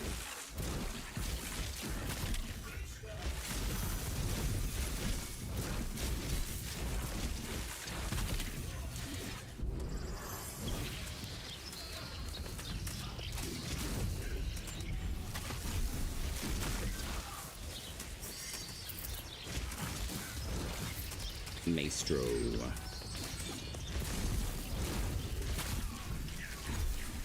So that red soul was a pull smite. As an example, if I'd used my red ability and I pulled that soul after, it would refill that red orb ability for my pact. So that's essentially what the pull smites do. They can damage enemies, and they can also empower your runes. So there's multiple uses for what pull smites do. But you do have to activate it with your soul, your spectral side.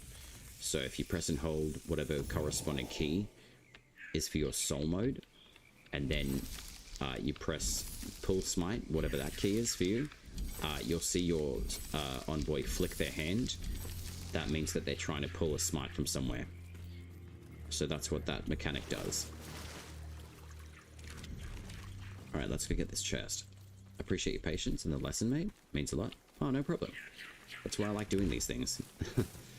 I really like this game, so being able to explain all the mechanics, etc. I'm a visual learner anyway. I think a lot of us are, but I generally find if I'm watching something as I'm being taught, essentially that makes my life a lot easier, because then I'm like, oh, okay, then I can connect the dots kind of deal. If someone just tells me something without showing, like, I lose track and I'm like, oh shit, we got a Needle's Eye? What? How has that been dispersed into the drop tables of the chests? That's cool. Alright, let's go slay this Banneret. There we go. Here's a Brine Floss.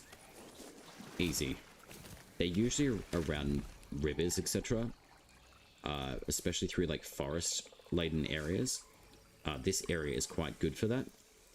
As is this area down here, and this area through here. So River Pearls, Brine Floss, exploration will do justice. And that's what the game is built on. Exploration. And that's essentially why I really enjoy this game too. you can use soul mode at any time that you choose, and it does highlight different things of interest, secret levers, materials that are growing in the ground, but also stealing people's souls, which is really fun.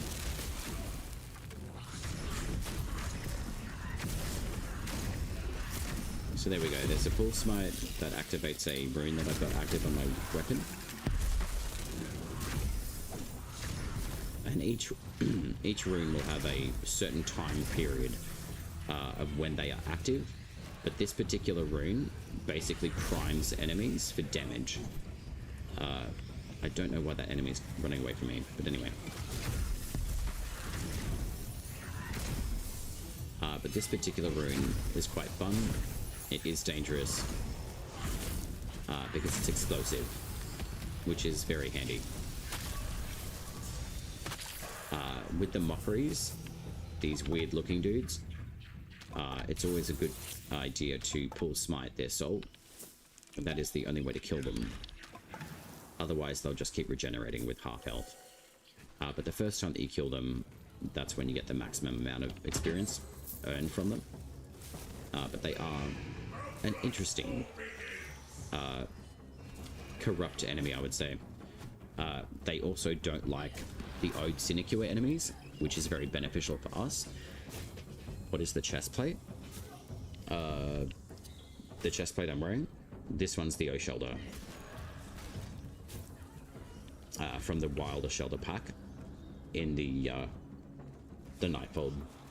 I'm wearing the Siren's pants because I think they look a lot more appropriate for the male form Envoy. The O'Shelter pants don't really look very nice on the male form, unfortunately. They're very female focused look.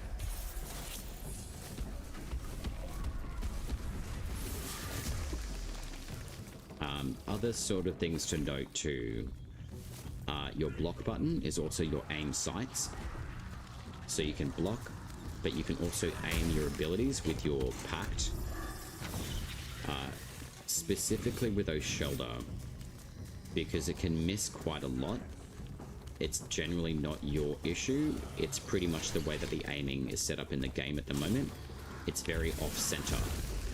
So...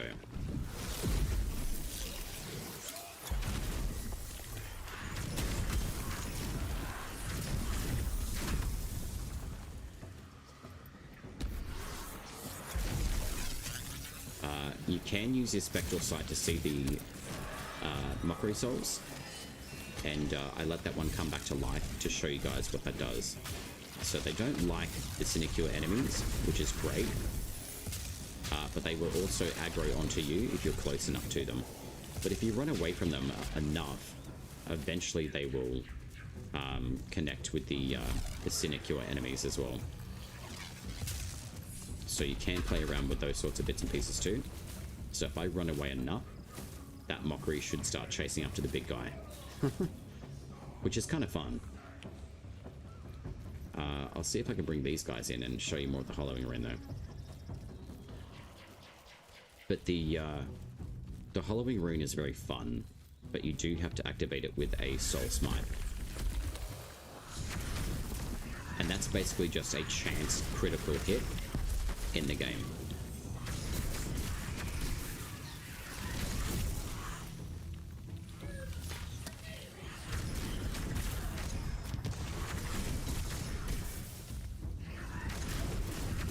And there are ways to increase them. So there we go. We've got a green soul. I just refilled my middle ability. That's green. And now I've got the hollowing rune active again. So this one is very good for multiple reasons. But I would recommend priming as many enemies that you can. Don't try to like kill the very heavy unit. Try to get them near the other smaller enemies that have got the least amount of health, and then prime the other ones around them. And then once you've got them in like a bit of a group that's nearby together, try to kill the one that's got the least amount of health, because that's when it will chain react and destroy all of those enemies together. And that Banneret that we were going up against had a lot of health, but because I chain reacted the Hollowing Rune to the other 4 to 5 enemies, it just completely wipes them off the map. I would recommend don't using that against bosses though, because it can destroy all of their equipment and any of the runes that that boss may be carrying. So it's very effective against a lot of other enemies, but on bosses, I'd be very mindful of using it that way. But it is very good. So this rune is specific to magic weapons. So your staffs and your Odiak gauntlets, if you have them, which are very, very nice, which are these ones here. They throw lightning, they're really fun. They've got a pretty good range on them though. But if you're far away from an enemy too, you can also like block, and you can hover towards an enemy, and you can actually see their health and their level as well. So that's a very base run of how a caster works. The build is crazy, yeah. It's a really fun one. I decided to play around with a different build though again. And I will show you what I'm talking about. It's probably more strong than this particular build. It's probably one of my favorite ones that I've been able to put together. So I'll just jump into this flexible kit, and I'll show you what I do to set up. Let's go with Wild Tethering. So this is more of like a fighter pack, but as I like go through what like Fellist will do, it will make a little bit more sense as to why I'm doing what I'm doing. So I will choose the Paragon Parapet for the boost in 3 points of each virtue. If you don't have that particular medallion, you do have to purchase the Paragon pack from the camel shop. If you don't, you can obtain this particular one through another quest in the game. It does exactly the same thing, it just doesn't look as pretty. That is the only difference between these. This is part of the Founders Pacts, the Paragon Pack specifically. Most of the other equipment in the game you can obtain pretty easily, I would say. What I'm going to do is strip most of my points from Spirit and all of it from Grace and boost it into Courage. I will explain why. Let's have a look at the Earthroot staff that I'm utilizing. And we will do a different version of the Odiak, which is a Courage-based set of the Odiak. I have had to rebuild these and reforge them to be attuned to Courage. They do slightly better damage than the Odiak on Spirit base, but they are very good because of the Arcstorm rune for the Voltaic damage. The speed, the additional smite chance is always a very good choice.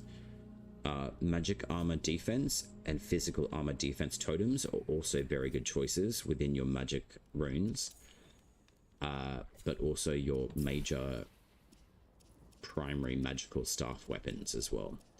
So the Earthroot I have put on the Hollowing Rune. I've done the attack reduction in enemy armor, the attack speed, the smite chance, and deflections bypassing armor. Meaning if there's a mage that I'm going up against and I deflect their magic back at them, then I can bypass their armor. That's situational. So if you're not really sure what to use a rat for physical armor reduction, or like attack damage against your defense, or you can go magic armor as well. So the magic armor will boost your magic defense, which is actually quite good as a caster. Lastly, what I'm going to do is boost my courage to roughly about 30. Don't get too stuck on the numbers. The only reason why I'm doing that is because it boosts the damage of this particular weapon. I'm not so worried about the spirit damage, to be honest, because of this particular ability in Felist. I can apply that particular damage boost to my attacks, and I can basically shit all over enemies, basically, which is great. So I'll go over to the...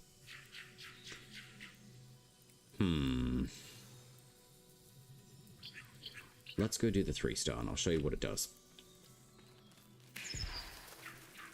Oh, if you think that was good, then I'll show... Oh, there we go. Weeping Dress. If you see these yellow flowers, pick them up.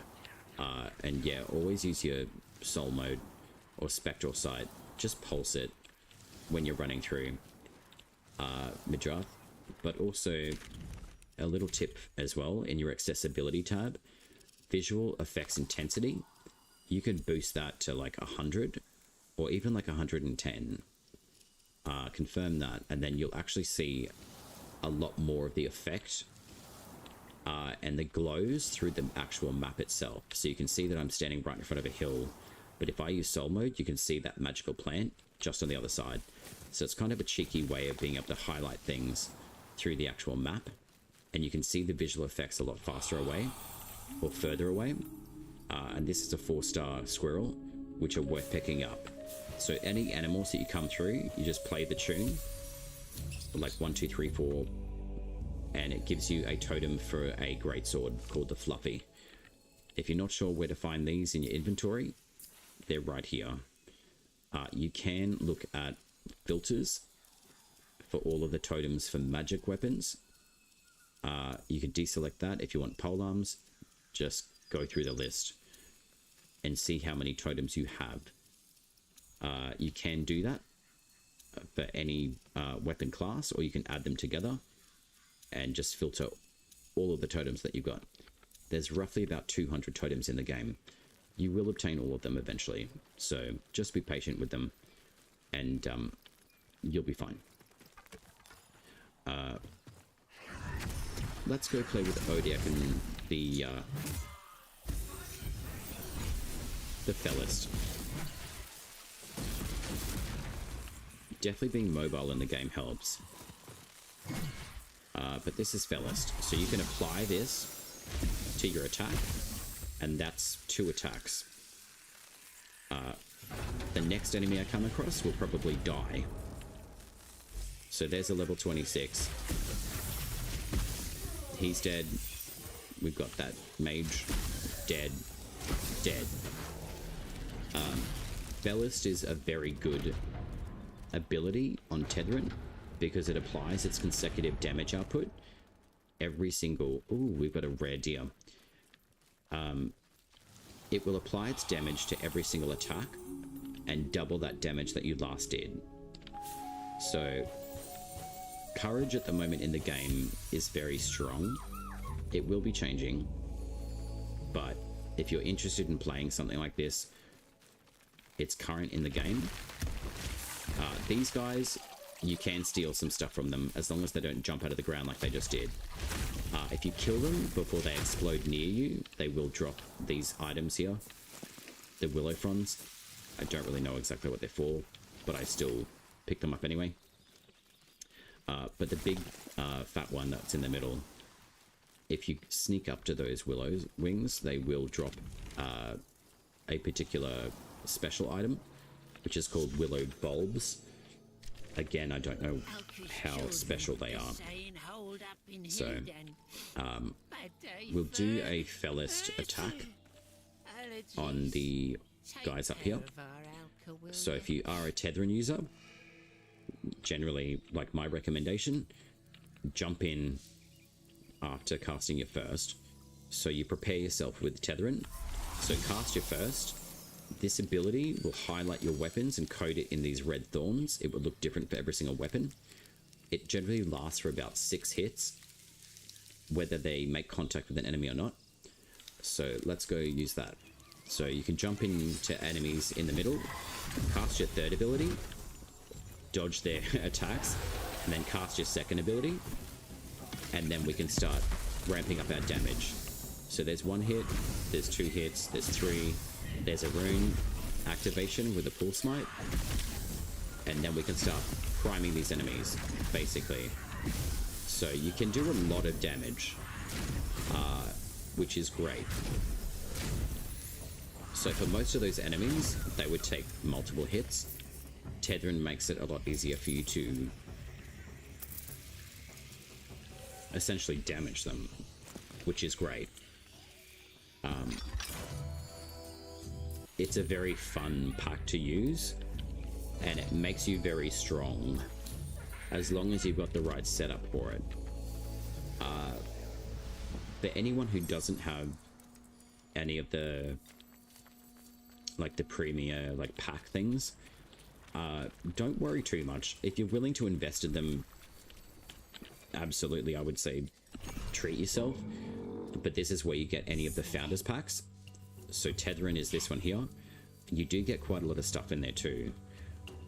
So for every pack, they have their own specific armor, their weapons, their own little paragon sparrow looking bird skin. It's really, really nice. This is Siren and Oshelda. I decided to purchase the Paragon pack, which includes all 3 of these founders packs in one. Plus it gives you a few extra bits and pieces too. It's up to you which one that you want to choose. I wouldn't really say that I have a recommendation of so much, because I like them all for their varying reasons. And I think probably a better choice, if I was going to, I would say Oshelda is a very wise choice for the wild packs. You can upgrade into the Paragon pack eventually, and the price points do shift to reflect what you have purchased already if you choose any of these. This is also where you can purchase the premier currency. You can purchase packs, but I would not recommend doing that because you can farm all of these in the game for free. Predominantly, all of the weapons are free in the game. It just depends on RNG drop chance. The same thing with all of the armor. They're all free. You can find them in the game. All of these are free. The Moonsteel thread you can only purchase with the premium currency of arcs, but with these packs you can get up to about 1,000+ arcs, which is great. And then lastly, if you need a loadout capacity in your arsenal, you can purchase those. And then packed capacities for your packs, you may need to purchase some. I'm not too sure because I joined Soulframe within Prelude to 8. And then lastly, you can get weapon capacity, which is cool, because you may most likely need them. So I would recommend, if you need weapon slots, or if you're trying to obtain weapons that you've built from Tubal Carne, I would recommend getting some weapon slots. To see how many that you've got, there's Compendium underneath here. You can see that I've pretty much got all the weapons in the game. But with the slots of weapons, we used to have a little number here letting us know, hey, you know, we've got weapons, 10 out of whatever. These 3 here are incorrect. They are not true weapons, because we already have the Odiak, we've already got the Skilter, and we've also got the Vidigerous Dagger. So these are just placeholder for whatever that is. So if there's any queries that you guys have got, or if I'm throwing like a bunch of information out and you want me to go over something, just ask me. Having a neurospicy brain is great. But having so much information stuck there and trying to get it out is a different story. No, there's only one Odiak. I've just built another one. But those slots that I just showed you are not true weapons. I'm not too sure why they're there.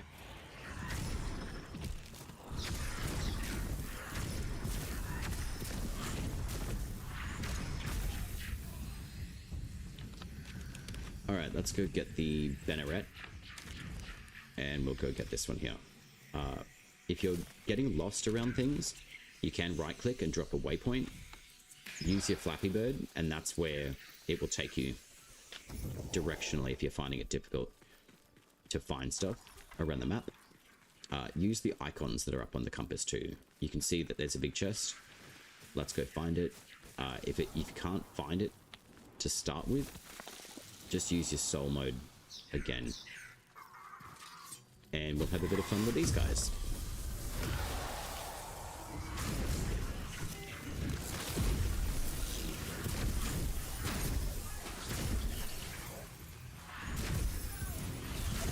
Oh look, it's a glass cage of emotion.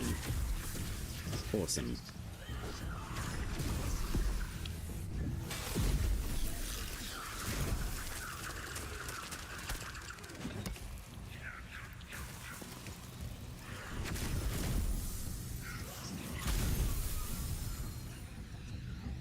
Pretty cool stuff. And that's without using Fellist, by the way. I don't need to boost damage all that much in the normal map, but that's the sort of damage that you can look forward to. And that's not even maxed damage output with this particular staff either. It's just the way that I've been able to set things up within the combat arts and using the totems that are available to me at the moment too. Sweet, we got Thortide thermals. Alright, so there's a Banneret over there. I'm going to bring these enemies over here too, because I like showing off this hollowing arena. It's very fun.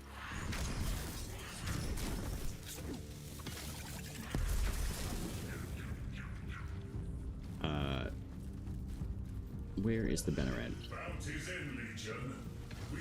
Alright, douchebag. Stop talking. Oh, sweet, we got some heavy units. Dope.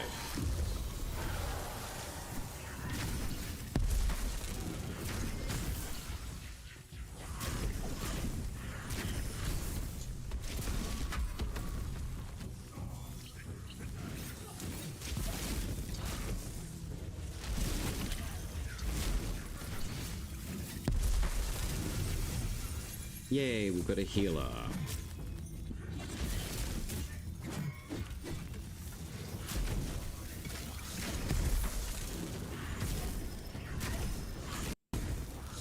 I'm kind of hoping that we get a smite chance though.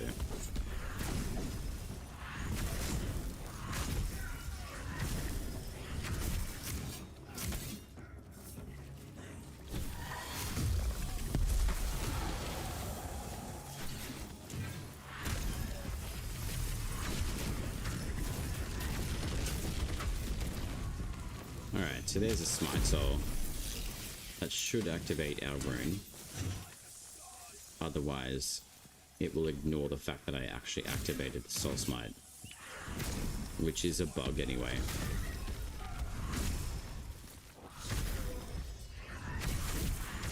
But if you're up against purely heavy units, this is where Fellist will be very useful. Like, extremely useful. So kill the big guys first, who aren't the Banneret,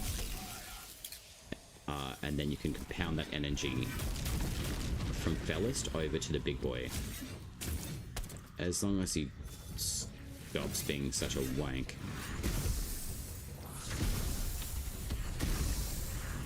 And you can basically one-hit him. He's very annoying. And these gold Bannerets, especially the big stag dudes, are very, very aggressive.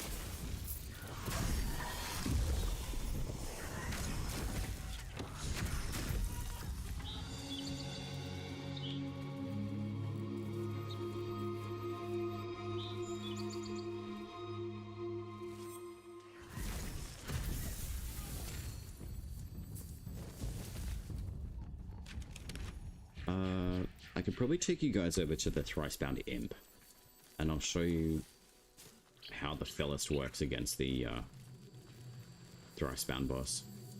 I'm not too concerned about him.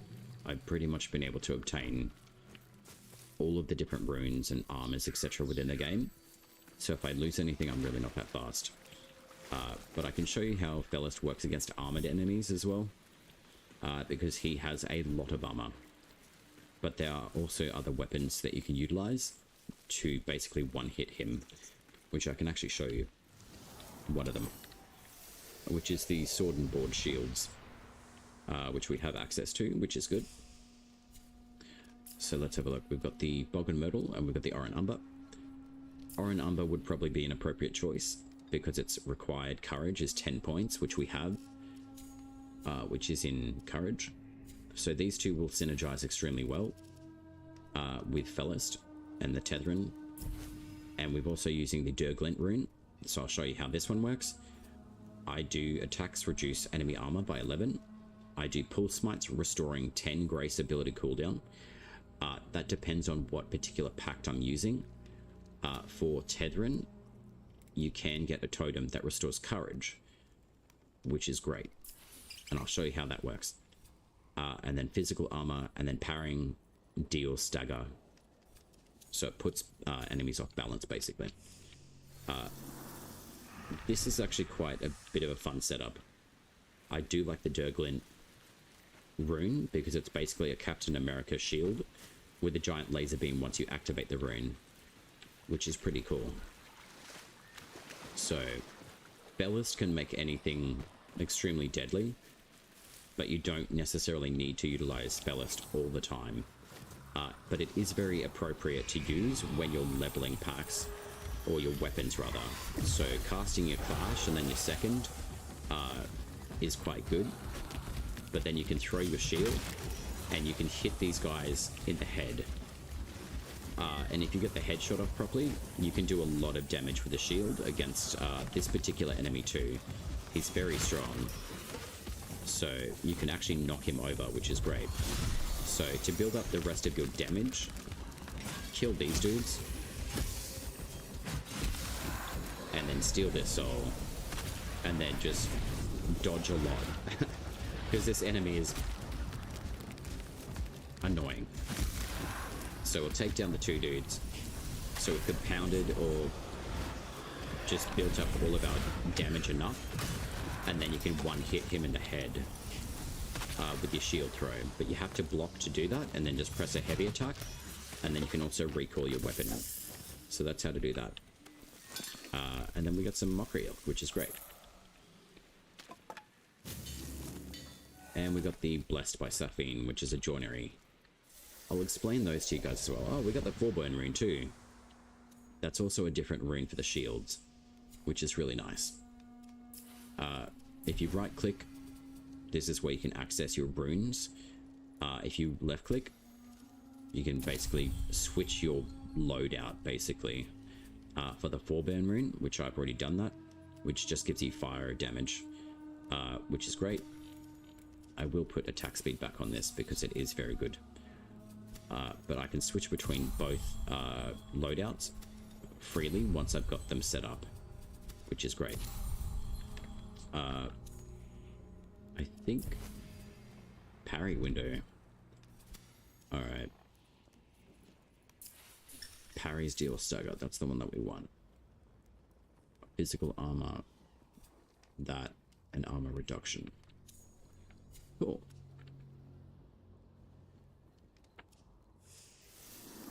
So that's just one of the build setups that you can create, basically.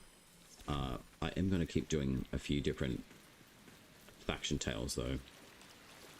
The reason being is because I need more faction rep. But if you guys have got questions about whatever particular setup that you're using at the moment, I'm more than happy to help with the appropriate setup for them. But it's also just being able to play with the different setups that you have and just seeing how the damage operates within the game and how you can make that work better for you, depending on how you like to play. I do not need you. Alright, we need to go find this little stump. But we've got good loot, so more money. Of course, that's what we need.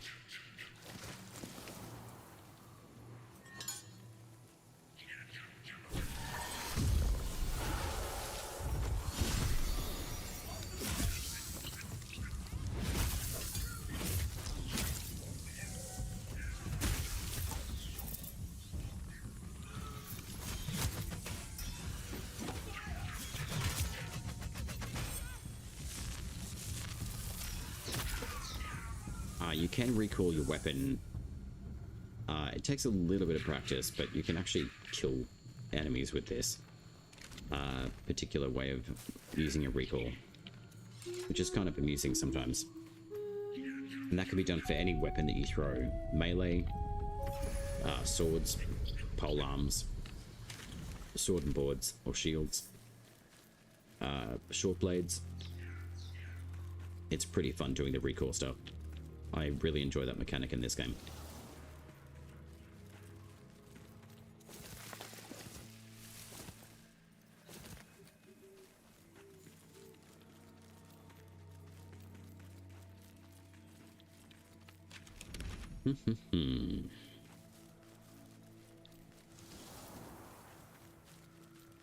Alright, so we've got like an animal party. See what I mean? You can get a lot of animals hanging out in just one little area. So it's basically like, go farm all the totems that you possibly can.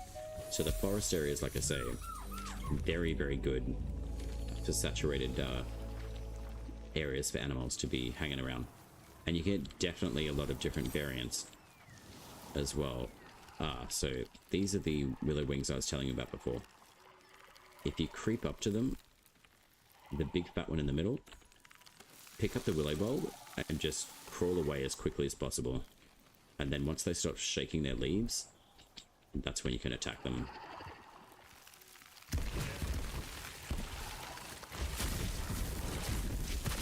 If you don't have the Odiac gauntlets, fly blades can work against these guys very well too.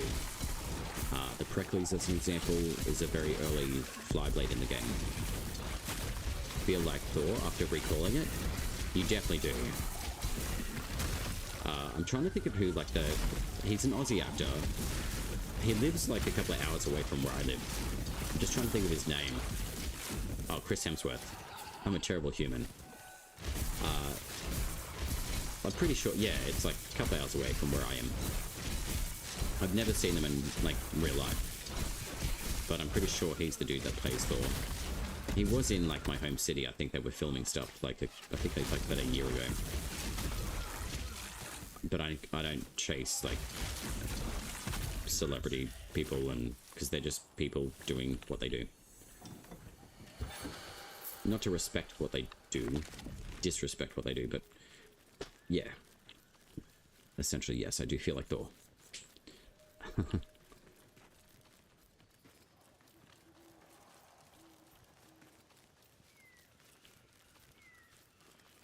And we've got a banneret in the Undercity. So this will be nice. Another thing too, you can jump on like very great heights if you want to. Just make sure that you swing your weapon to slow yourself down.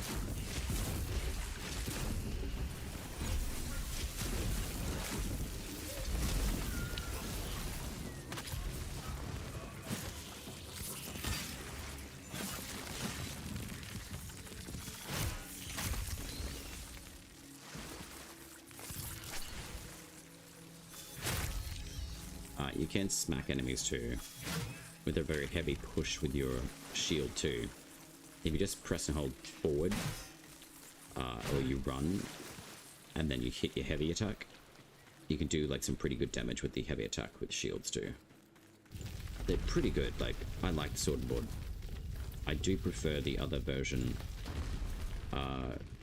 shield. Like the Oran Umber is good, but I do prefer the Bogan Myrtle. It does get slightly boosted stats. Not by much though. I think it's like a few points difference. Which is this one here. This one is a courage based weapon, because I've been able to attune it with a joinery and reforge it to the courage class. Even though it still shows the 2 blue stars, it's technically the 2 red. It's just that there's a bug in the game. It does give you slightly higher stats in attack, and stagger as well is similar, but the smite chance is slightly lower. So the smite chances are more for the hits that we have against enemies. The additional 1 in 20 is sufficient, but the perfect throws, having an additional 1 in 6 smite chance is possibly a little bit better. And then attack speed again is also very good. Parrying, remove the armor is also something I was playing with before. I don't really like it all that much, because I don't really parry perfectly. It's really not really my kind of playstyle, to be honest. So I go for more staggered defense, and then parrying, if it happens, I can like utilize that if I want to. So we'll take this into the run, because I do prefer it a lot more. And then also just getting through your dungeons, etc. Just use this sparrow to show you the way. Maps are also extremely good to use.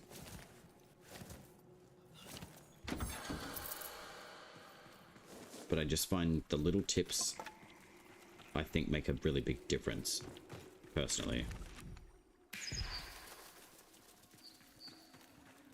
Because there's a lot that the game will throw at you that it doesn't necessarily teach you.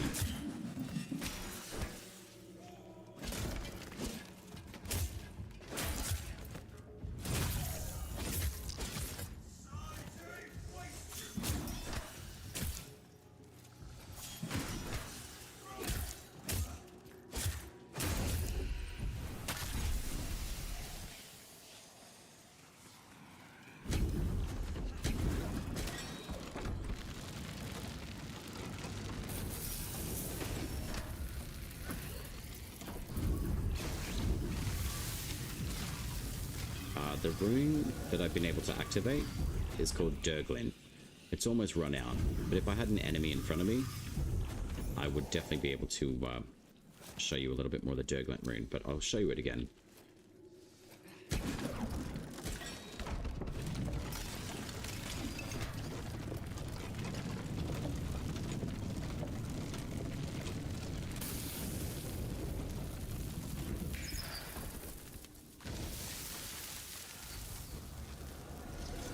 Hey, bud.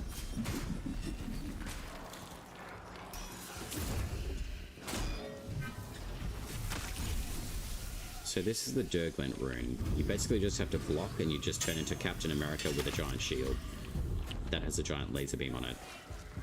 It's got pretty good range on it too. And it basically just burns enemies.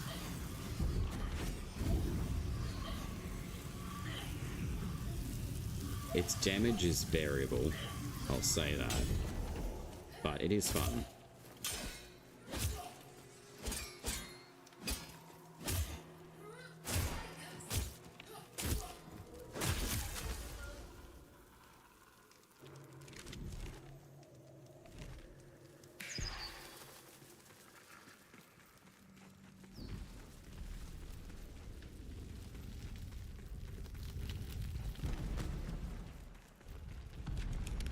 And hopefully we get the Banneret. There we go. She's here.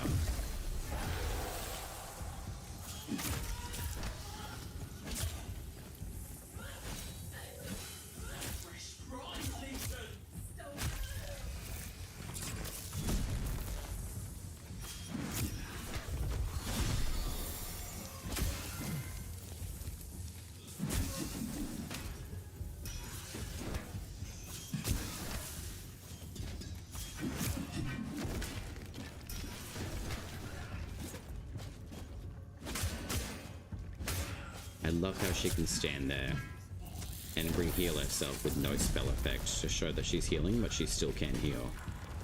That's funny.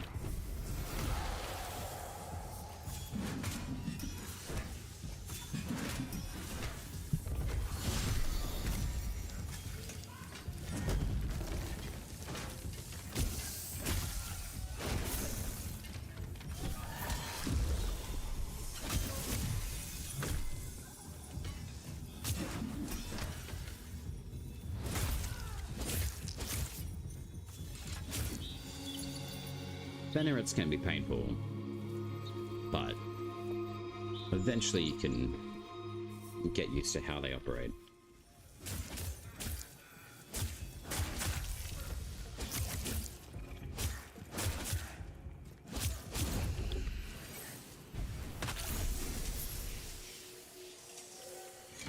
how to get to the ruins, I would honestly be running all of your bird tails or your faction tails, the icons that show up on your map. Reason being is because they will make you come down into Dermak Undercity or the Glades area. The Nethans are a different dungeon altogether, but you can basically choose to go into those if you want to. There are bosses within the Nethans. That's one of the newer tile sets dungeons, but the Dermak Undercity is probably one of the better ones to come into. Especially early on, you'll basically get taught how to go through the dungeon, to pick up chests, destroy bannerets like what we just did, and you find secret puzzles as well. So the exit to most Dermak Undercities are generally the same. So you exit the same way every single time, basically. So that's why I'm running a few of the faction tales, just so we can have a bit of a playthrough. So we can go through like Glades of Andoran. Also to note, this is probably the highest level area in the game at the moment. The only reason why I would say if you're starting out in Soulframe to come up through here is to find these 3 trees. So run past any of the enemies that you come through, because they probably will kill you very quickly. Pick up these 3 trees and then come back to exploring. So I would go pick up all of the world trees around the map, and also doing your faction tales. So I'm part of the Alka's Children. They show a 3-star, so I'm going to go do that one instead of the dungeon. You can do the 1-stars, then the 2-star, and then the 3-star. So while you're leveling your envoy, I would highly recommend utilizing your Nightfold every single time that you level up. Check your equipment, check your totems, check everything, and then come back and just keep exploring and leveling your gear. So I would check out your combat arts. So if you're using like a sword and shield as an example, come into the combat arts of it and then start filling your points out, and just have a read of the description of what these guys do. If you're using like long swords, I would honestly build out Smitten, because that boosts your chance to smite chance. And then you've got a whole bunch of other different abilities that are basically passives that are active whenever you have that particular weapon equipped, and so forth. Like, that's how I would be operating leveling. Check your combat arts because they're very important, but also just checking out your weapon, seeing how much damage that you're doing. If you need more courage, check your virtues, because your virtue points are boosted from the level bond of your pact. So that's how I'd be going about leveling up within the game. So let's go get this little adult apricot. It's raining again. Time to ward our Alka, big legs. Don't get those kickers in a twist. I do just want to double check something there. Are you guys all good with like the sound on your guys' end on like YouTube and Twitch? Just doing the sound checks. Oh yeah, that's coming through good.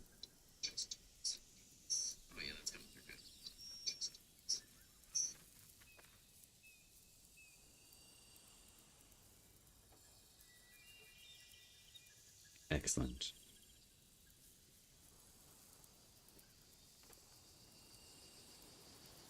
Oh. Hang on, I'm just going to do a voice message to a friend.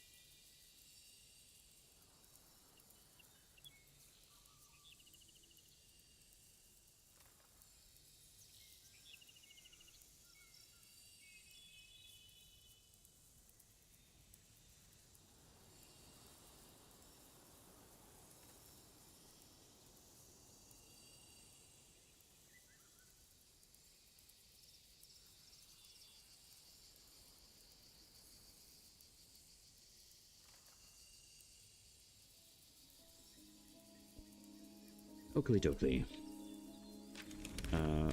Rabbitohs. Let's go get them again.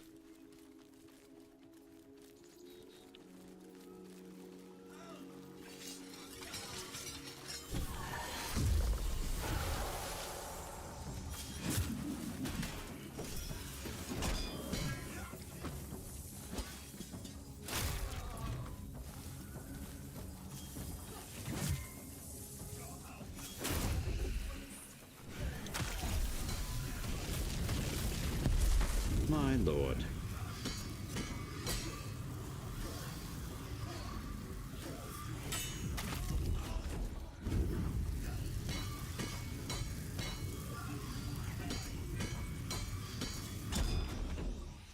Excusez-moi.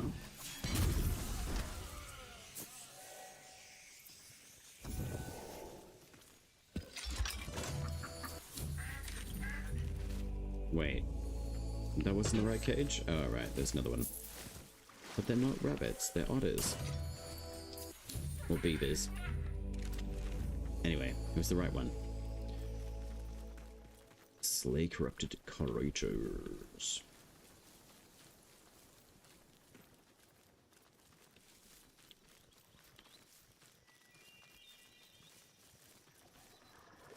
Alright, creeps. Where you at?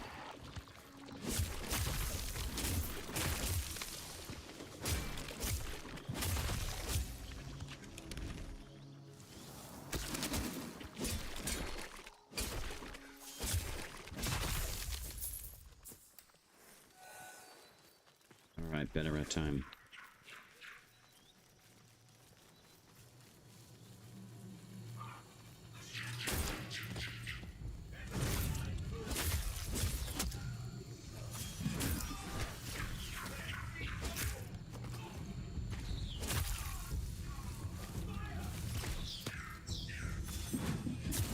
Fire! No fire here.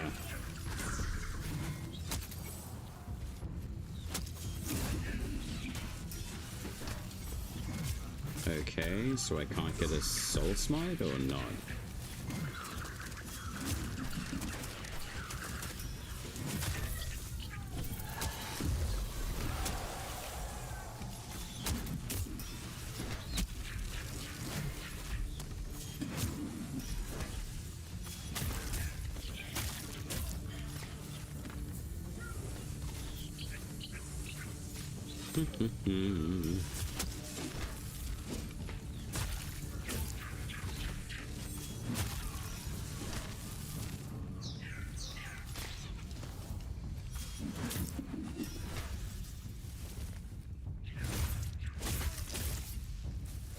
Excellent. I'm gonna switch up the build, I think. Because why not? Mora's hand it is. What can we set on fire today? Hey, girl! Nick Nova, hello. What's going on? Ugh. Wulder, I need to level apparently, but Rostrum we can do. Alright, so drop me down to 20. 10, 10, 20. Awesome. Alright. Mordisand. Let us burn. I feel like I need to boost Grace though.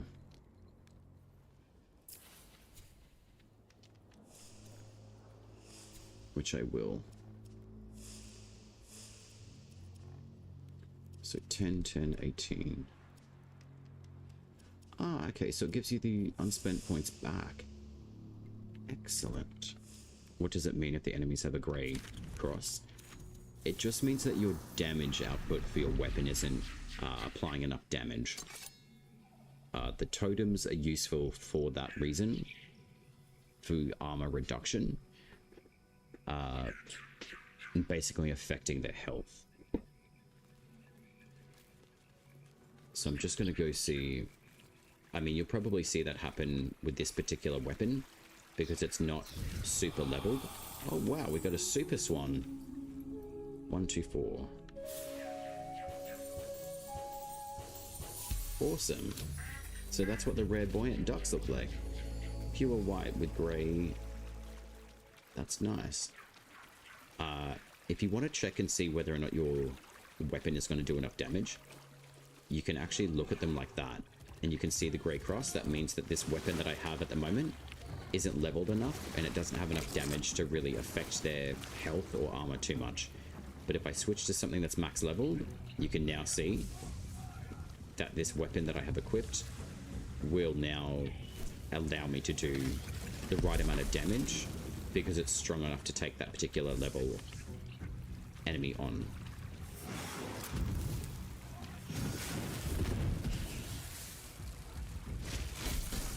Are you guys afraid of water? That's weird. I've never seen enemies not want to fight in water. And now they're all on fire. Silly. That's actually kind of funny. Because the one thing that you can save you is basically what killed you.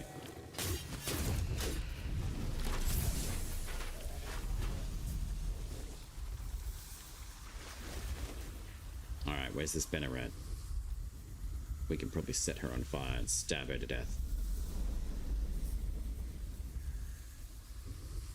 Or him. Nah, it's too late. Next kill takes the lot. But surprise!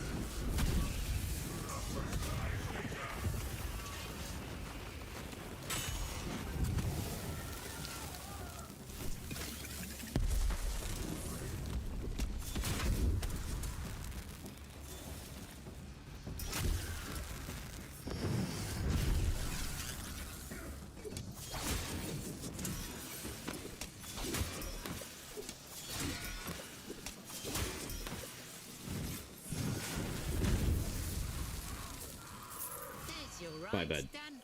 Easy as photosynthesis.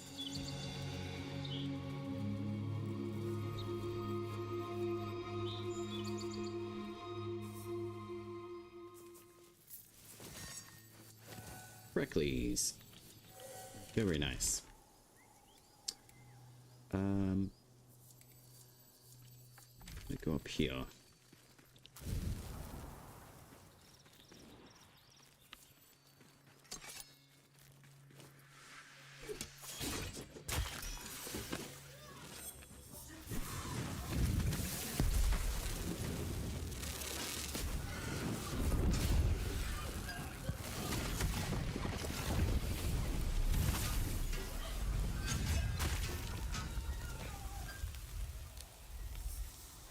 Oh no, you can't see me? That's a shame.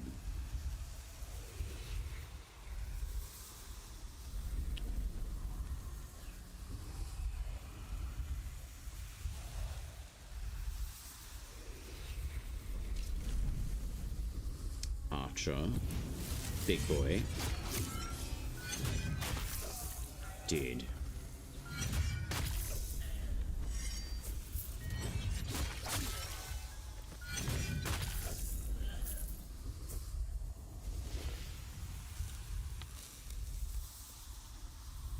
Perfect.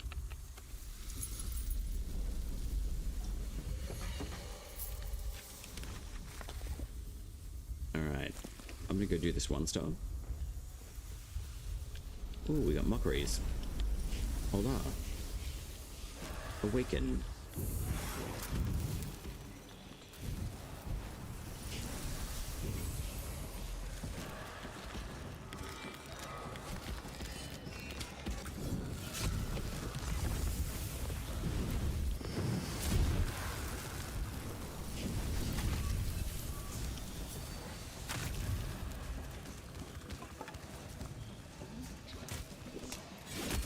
Are you broken, Mr. Mockery? That's funny.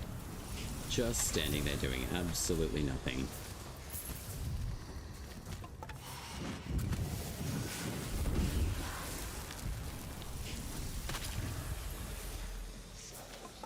Are you broken? broken too, Mr. Mockery?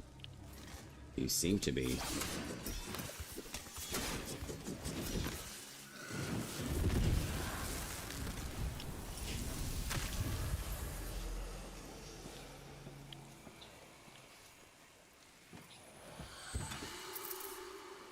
Oi!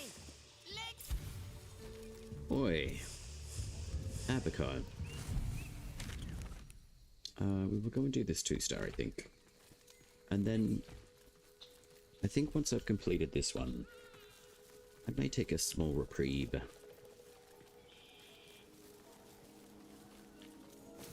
Moore's Kiss. Don't mind if I do.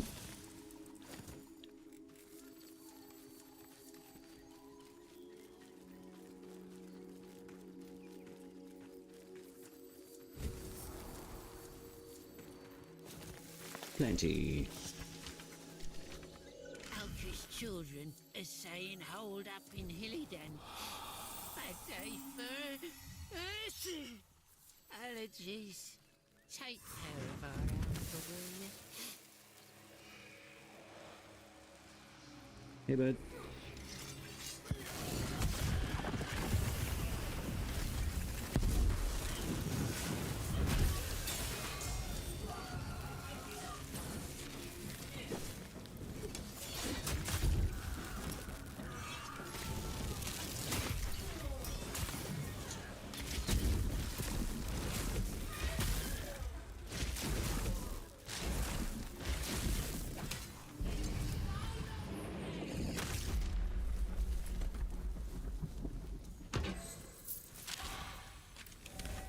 Oh, hell yeah, we got a Vedagar Stag.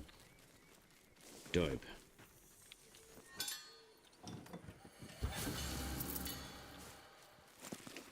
I love this boss.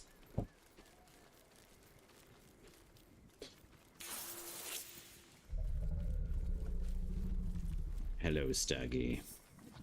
It's been a while.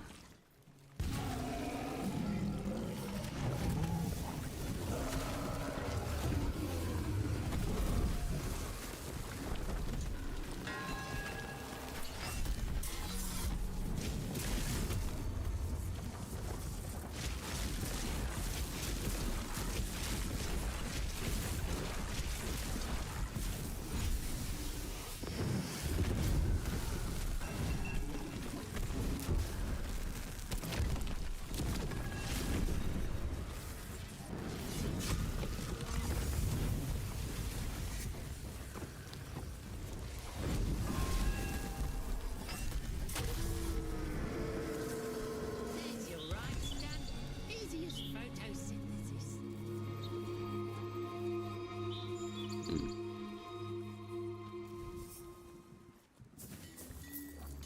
Sweet, blessed by more Quicksilvers. That's excellent. Very good for bows. Very, very good.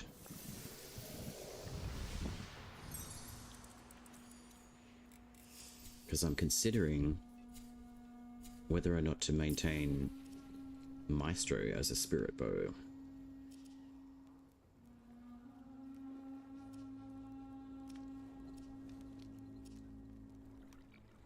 I mean, it'll only give you roughly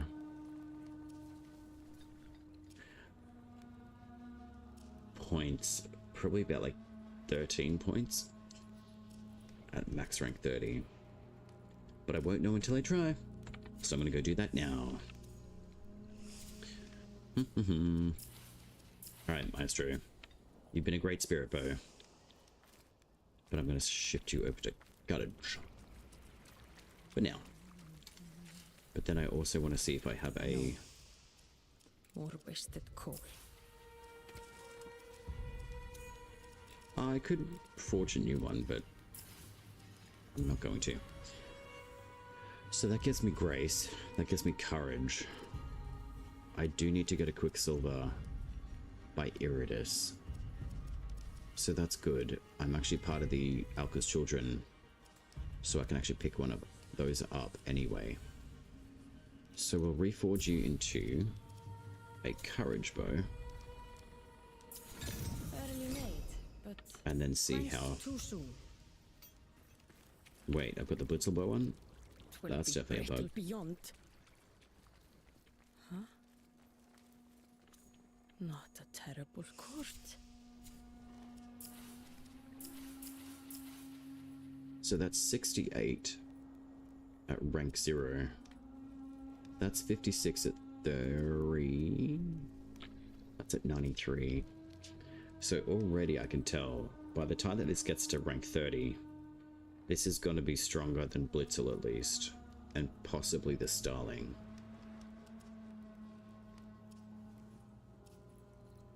Not by much, but it will be. So we got the Torrent, Arrow Hail reducing armor, Arrow Hail slow, Pull Smites. Do we want Grace? Probably not.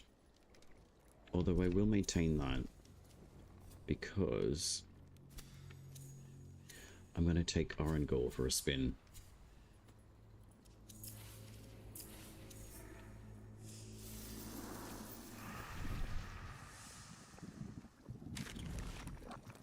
Do we get another stag? It'd be really nice if we do. Damn it.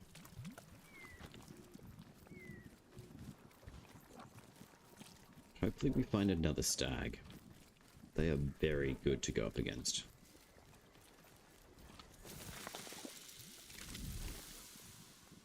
Alright, let's go up to Mirafior, which is just up here.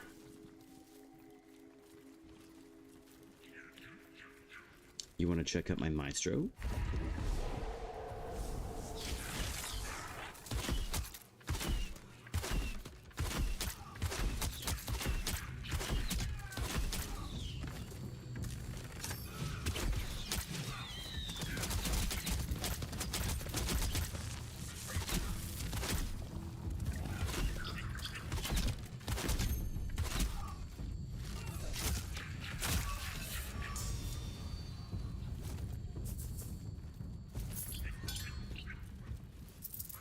Sweet, we've got a 3-star. Let's go level this bow.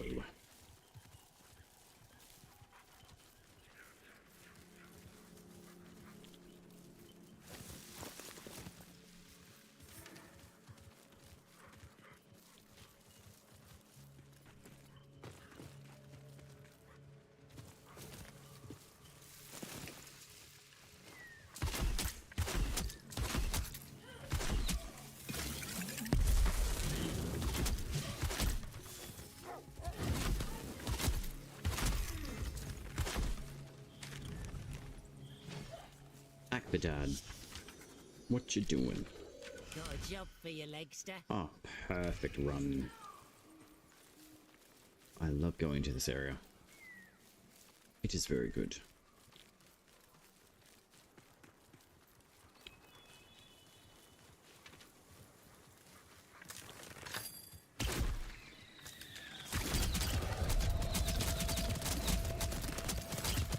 I'll take you, I'll take you, I'll take you.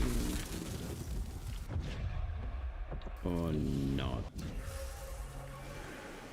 How does that work?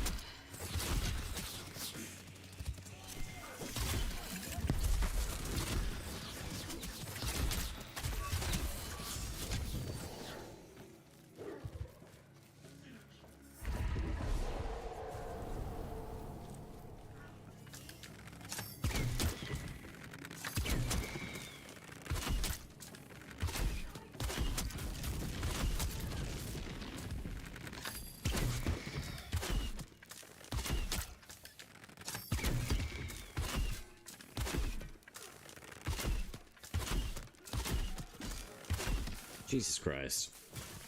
This aiming, I swear to God.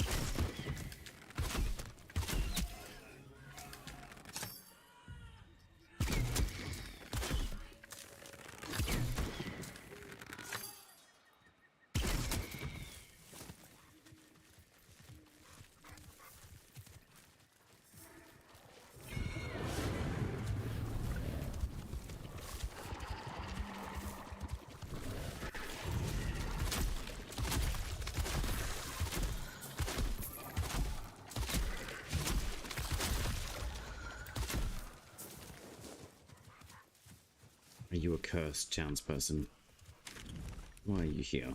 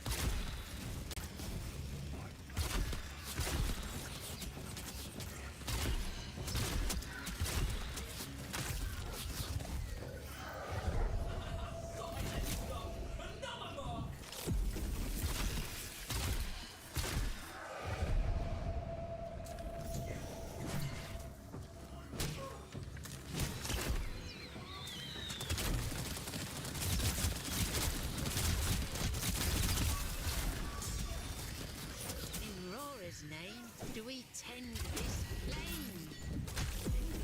She'll come back again.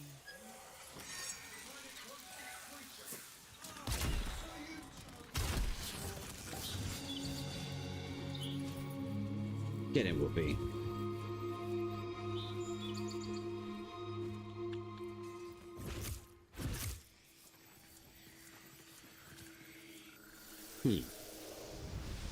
Okay.